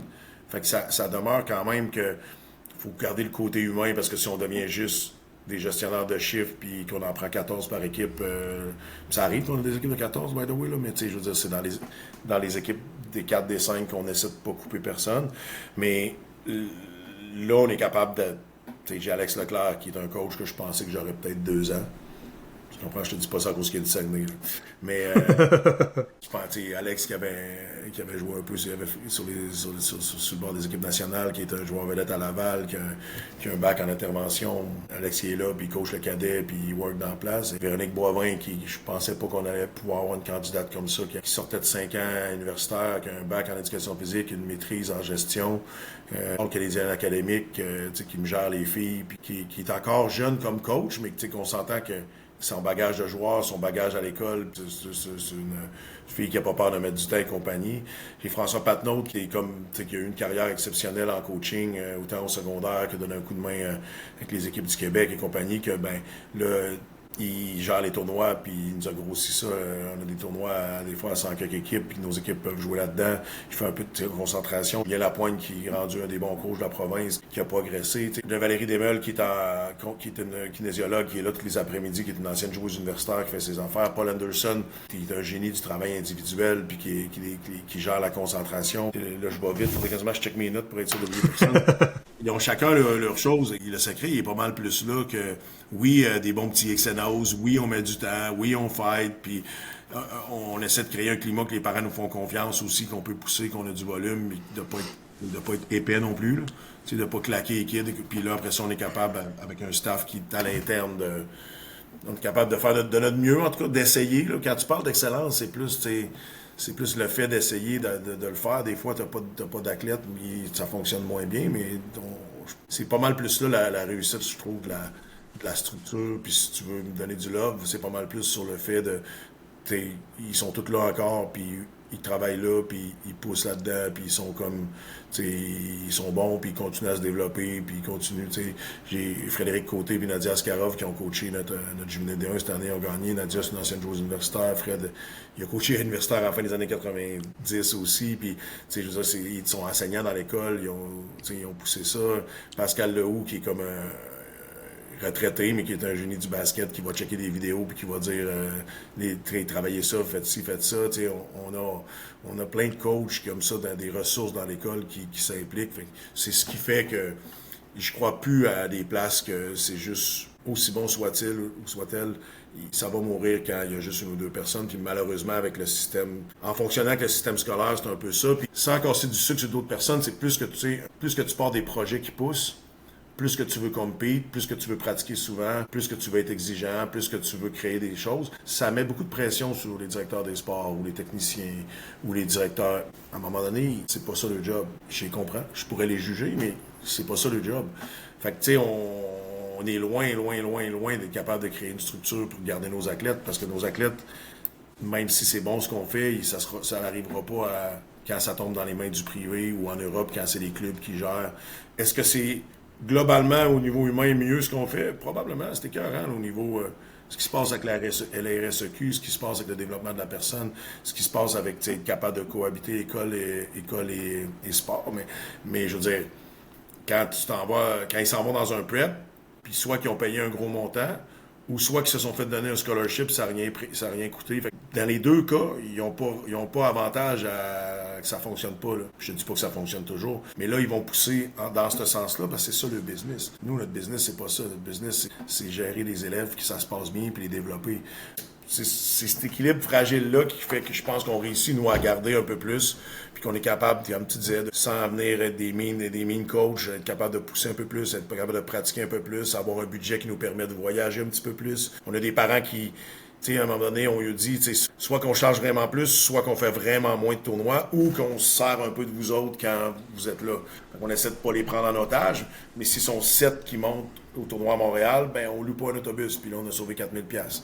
Mais là, on est peut-être capable justement de faire 2 tournois de plus ou de payer nos coachs un petit peu plus parce que les parents y ont donné un petit coup de main. Mais d'un autre côté, si on va à Toronto puis on part le mercredi, ben ça nous permet aussi que je suis capable de payer la vanne d'un parent, de payer une chambre d'hôtel à un parent. Puis là, ça nous permet de manœuvrer un petit peu. Fait que si tu me parles de secret, ben moi je te dirais plus, comme je dis aux filles souvent, puis aux gars, puis c'est des centaines, voire des milliers de petits détails additionnés qui font la différence. Il y en a qui pensent que c'est une chose, mais moi, je pense que la recette, elle vient dans puis on le voit dans ce que tu nous dis, t'es bien entouré aussi, tu as une belle équipe avec toi fait que c'est sûr que ça rend la vie plus facile d'avoir plusieurs intervenants qui travaillent tout ensemble.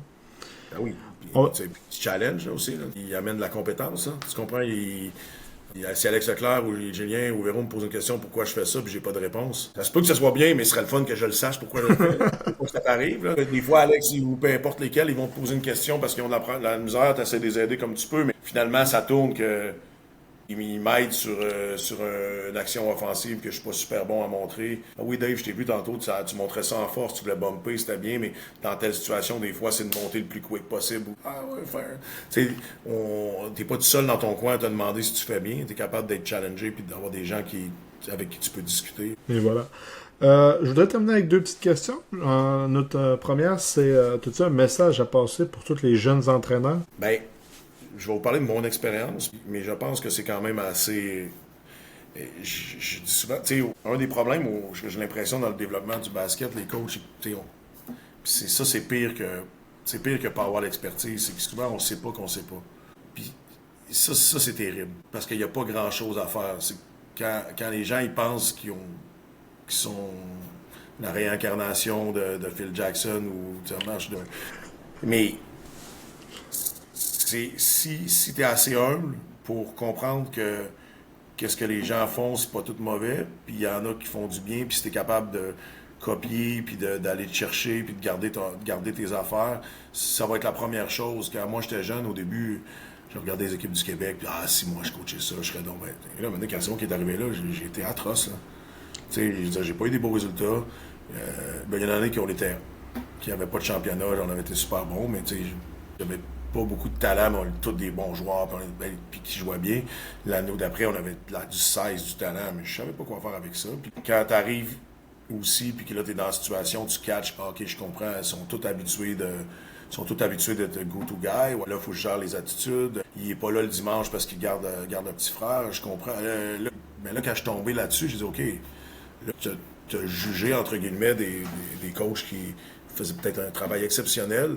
Puis toi, t'es arrivé là, puis ça n'a pas été facile. Fait qu'à partir de là, j'ai comme plus switché mon minding de ce que moi je fais bien, là, je le fais déjà bien. Peu importe c'est quoi. Ben, j'ai peut-être plus besoin, tu sais, comme là, c'est toi qui me questionnes, je comprends que là, je parle de moi, là, mais je veux dire, je vais essayer plus d'aller chercher ce que les autres font bien, puis pourquoi il fait ça, puis tu sais, je veux dire, quand le papa d'Amelia So, justement, pendant lui, il a joué à Laval, il a joué pro, ben, pendant des années, moi, j'ai joué du collège, j'ai mené D1, collégial D2, des ligues de garage un peu, pas un super joueur de basket, tu sais. Il y a des moves que j'ai jamais fait, puis j'ai jamais été non plus placé dans une situation où j'avais de l'argent à faire ou à pas faire, des recruteurs qui venaient me voir ou pas, des coéquipiers qui voulaient tout le part du gâteau. J'avais jamais trop évolué dans quelque chose. Fait que, tu sais, ben, je m'en ai souvent servi au fil des années pour essayer d'aller chercher quelque chose que j'ai pas, tu sais. On se rencontre on s'est pas encore rencontré tant que ça, mais j'ai coaché Ricky Walsey, qui est un des bons joueurs qui a joué dans la province. J'étais plus assistant coach, là, fin des années 90. Ricky a commencé tu sais, il y a des filles coachées, il me dit, Dave, j'arrête de dire, mais tu sais, moi, j'ai toujours des questions pour Ricky, là. Lui, il y a des questions des fois sur, tu sais, comment tu fais, comment vous arrivez à faire ça, mais tu sais, j'essaie d'aller chercher des affaires que je suis moins là. Tu sais, je dis tout le temps, moi, je suis le meilleur dans rien à SSF. Il n'y a rien que je suis meilleur. Je veux dire, mon assistant coach, il est bien meilleur technicien que moi. J'ai un bac analytique, je peux montrer un peu de préparation physique, ce sera pas con ce que je vais faire, mais Julien, il a une maîtrise, puis Val a fait des formations à son bac, tu sais, ils sont en kinésiologie, ils sont meilleurs que moi, tu sais. François Patnaud, au niveau tactique, il ferait de côté au niveau tactique, Pascal Lehoux, au niveau tactique, sont tous super bons, tu sais. Véro, elle arrive de jouer universitaire à jouer pour 2-3 coachs différents, puis je veux dire, mais je me débrouille dans un peu tout, mais je veux dire, j'étais entouré, puis j'essaie d'apprendre, puis j'essaie de continuer. D'ailleurs, moi, j'étais une quinzaine d'années à faire du surplace quand on a eu 3 enfants. Puis là, ben, tu fights à faire ta job, puis à essayer, tu regardes plus beaucoup de basket, puis tu fais ton possible. Mais là, depuis 4-5 ans, tu vois, il m'en reste juste une à la maison. Ben là, j'ai un peu plus de temps à regarder du basket, à poser des questions, à aller en voir. Mais là, suivre sur Twitter, X maintenant, ou Instagram des coachs, ben là, j'ai l'impression que mon niveau dans les 3-4 dernières années a monté plus que dans les 15 années avant, parce que, j'ai été confronté à des très bons coachs qui des fois, m'ont emmené à l'école, puis m'ont forcé à regarder ce qui se passe. Mais 2, après ça, j'ai été capable de mettre du temps. Mais comme je dis aux jeunes coachs, là, je m'épivarde, mais regardez ce que les autres font bien, puis essayez de mettre ça dans votre package au lieu de, je veux dire. Tu sais, mettons, faut pas, si Kevin Durant, là, ça se peut qu'à un moment donné, il rit un peu d'un gars qui a un aspect de bad shot, là, mais il va peut-être plus passer du temps à regarder comment Giannis réussit à faire telle action que lui, il n'est pas capable. Tu comprends? Il va OK, ça vaut la peine. T'sais, à un moment donné, ça donne pas grand-chose de juste regarder ce que l'autre fait mal. Prends ce qu'il fait bien, essaie de le faire. Work. C'est cliché, là, mais juste beaucoup de coachs, je fais ça pour les kids, je fais ça pour les kids. Même, tantôt, je dis, nous, on a mis de croix sur les bannières, on veut développer l'humain, mais même là, il y a un bout quand même un peu égoïste de les gens, il faut que tu aimes ça aussi, puis il faut que tu veuilles te dépasser. Souvent, c'est notre passion. On joue pas au hockey de garage ou on joue pas au base. J'espère recommencer à jouer au golf, mais je joue à peu près pas. Il y a un bout que oui, c'est correct que tu veux essayer d'être compétent, puis que tu veux essayer d'être bon. C'est comme tes joueurs. Là. Tu veux jouer au collectif, mais il faut qu'ils soient meilleurs individuellement. Mais c'est la même chose pour le coach. Il faut que tu veuilles être capable mais après ça, c'est vrai qu'il faut que tu veuilles impacter les kids. Je l'ai vu souvent, je n'aimerais pas de nom évidemment, mais tu sais, t'en des deux, c'était celle, qu'est-ce que t'en penses, cette fille-là, ça cadrerait bien, je pense que ça serait vraiment bon dans ce que nous on offre, dans le développement qu'on pourrait faire. Puis, oui, c'est vrai, je peux pas offrir ce que tu donnes. Mais en même temps, c'est ma chance de gagner cette année. T'as raison, c'est la chance de gagner, mais tu sais, est-ce qu'après ça, tu peux vraiment dire, je fais vraiment ça pour les kids? Peut-être, mais je peux avoir un petit doute aussi, tu comprends ce que je veux dire? Puis je te dis pas que c'est ce qu'il fallait absolument que... Bon, c'est pas ça que je te dis, mais essayez de faire une tête sur qui vous êtes, puis qu'est-ce que vous voulez faire avec ça. Puis je veux dire, si vous faites comme les autres, moi je pense que vous êtes juste moyen. Moi, c'est toujours ça que j'ai pensé. Si tu fais comme les autres, je pense que t'es juste moyen, puis c'est bien correct. Là. Moi, je pense que je suis moyen dans beaucoup de choses dans la vie. Là. C'est plate, mais c'est ça. Mais, je veux dire, au basket, quand on me dit, Dave, t'es différent, quand on me dit, Dave, tu sais, pourquoi t'aimes ce type de joueur-là, Dave, ben, je suis quand même assez fier de pas être comme les autres. Je suis quand même assez fier de pas penser comme les autres. Je suis quand même assez fier d'avoir un minding autant au niveau style de jeu que thinking qui est différent des autres, parce que j'ai tout le temps l'impression que si tu fais comme tout le monde, t'es pas tout à fait là.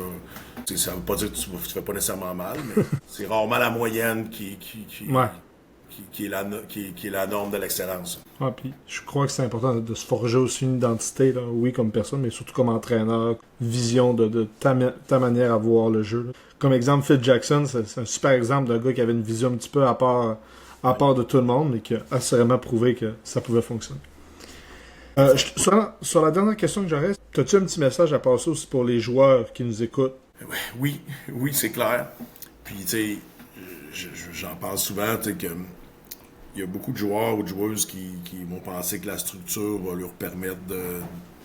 La structure va les aider, les structures vont les développer, même nous, on est là tous les après-midi, mais j'en connais peu qui ont développé une belle game offensive, une vraiment belle shot. On essaie de les challenger à mettre du temps, tu sais, que ce soit prendre soin de leur corps, que ce soit regarder un peu de basket, que ce soit de faire un peu plus de pre-up par eux-mêmes, que ce soit de faire un extra muscu, que ce soit d'aller shooter, puis de prendre l'habitude de le faire, tu sais, que ce soit un 5 ou un 10 ou un 15, mais de le faire step by step, puis de le faire souvent. Et en général, ça semble eux qui réussissent à développer puis à monter. De temps en temps, tu as un phénomène qui met pas de temps. Puis en même temps, c'est souvent ce qu'ils laissent paraître. C'est que des fois, ils en mettent aussi à l'extérieur. Mais je pense que... Puis il n'y a pas de mal à pas mettre ce temps-là si c'est pas ça ton objectif. Toi, tu veux triper avec ta gang, puis socialement avoir du fun avec une gang, essayer de gagner un championnat, puis tu sais, tant mieux, tu vas avoir du terrain un peu, tu aimerais ça comme performer un peu, fine. Mais tu sais, je vais-tu jouer au collégial? Alors peut-être, je sais pas. T'sais, hey, no big deal, c'est parfait. Là, c'est correct que tu n'aies pas faire 2 muscles de plus, puis que tu tapes pas du vidéo individuel, puis tu comprends? Mais souvent, ils sont, hey, je vais jouer au States, coach, je vais jouer universitaire, je vais jouer au pro, fine. Mais là, tu comprends que l'autre bord, à tous les jours, ils sont dans la concurrence, à tous les jours, ils mettent du temps de plus. Puis quand les jambes sont fatiguées, ben ils font de la récupération, puis ils vont travailler du upper body, ils vont travailler form shooting, ils vont faire du vidéo un peu, ils vont mettre du temps. Puis est-ce que c'est toujours équilibré? Peut-être pas. Mais maintenant, c'est quand même, tu sais, je veux dire, pas sûr que c'est si équilibré que ça quand les gens ils étudient en médecine, puis il faut qu'ils scorent comme des malades, puis là, c'est là qu'ils mettent du temps, puis c'est les choix, des fois, que je trouve que les jeunes sont pas cohérents. Là. Ils veulent, puis peut-être qu'ils veulent pas ça, puis ils font juste le dire. Puis ça, c'est quand, tu sais, faut comprendre qu'ils sont peut-être pas à l'aise de dire, hey, non, moi, c'est pas ça que je veux. Là. Il y en a d'autres qui vont te dire, hey, moi, je travaille. Si ça arrive, tant mieux, mais je peux pas mettre tous mes œufs là-dessus. Il faut qu'ils essaient, les jeunes, d'être en paix avec eux-mêmes, puis d'avoir un mindset sur ce qu'ils veulent vraiment faire. Là. Juste qu'ils vont dire ça, puis ils vont pas le... Il faut qu'ils mettent du temps, il faut qu'ils s'engagent, il faut qu'ils soient prêts à faire des moves. Je prêche pour ma paroisse en même temps, mais ça reste que ceux qui souvent qui veulent beaucoup, ils sont prêts à partir de la maison, sont prêts à changer d'école, sont prêts à aller work le matin, sont prêts à bien des choses pour atteindre les objectifs puis faire leur affaire. Mais à partir de là, ça leur appartient de faire ce qu'ils veulent avec ça. Là. Sans aucun doute. Je tiens à te remercier pour le podcast. Merci d'avoir répondu à l'appel. Ça fait plaisir. Comment ça va sortir, mais tu sais, ça a été une belle discussion de basket, comme je te dis, puis tant mieux si ça a pu éclairer sur quelques points, peut-être que ça éclaire d'autres personnes, mais comme j'ai aucune prétention, je pense que c'est des centaines de détails, puis des petits détails, plusieurs additions, plusieurs choses qui font la différence au bout de la ligne. Puis le reste, tout le monde a un bon fond. Il faut juste continuer à progresser, continuer à développer de l'expertise, continuer à essayer de pousser nos athlètes à se développer et non avoir besoin de tout le temps s'en aller. Mais regarde, ça va toujours arriver quand même. Il faut juste essayer d'être meilleur. C'est déjà la fin de l'épisode. Merci beaucoup d'avoir été là pour cet épisode du 5e quart. C'était déjà la fin du 4e épisode. Si tu retiens une seule chose de cette discussion-là, c'est que l'excellence, c'est un chemin, pas juste un résultat. C'est important de continuer de s'investir, de se pousser puis de viser haut. Si tu as aimé cet échange-là, n'hésite pas à le partager à un coach, à un joueur ou à un parent. Oublie pas de t'abonner aussi si tu veux suivre tous les derniers épisodes. D'ailleurs, en parlant d'épisode, le prochain épisode, on va recevoir Hugo Boisvert, qui est un autre entraîneur universitaire, pour une conversation qui va être tout aussi riche, mais cette fois-ci sur le parcours pour se rendre comme entraîneur universitaire. À très bientôt pour un prochain épisode du 5e quart. Salut tout le monde!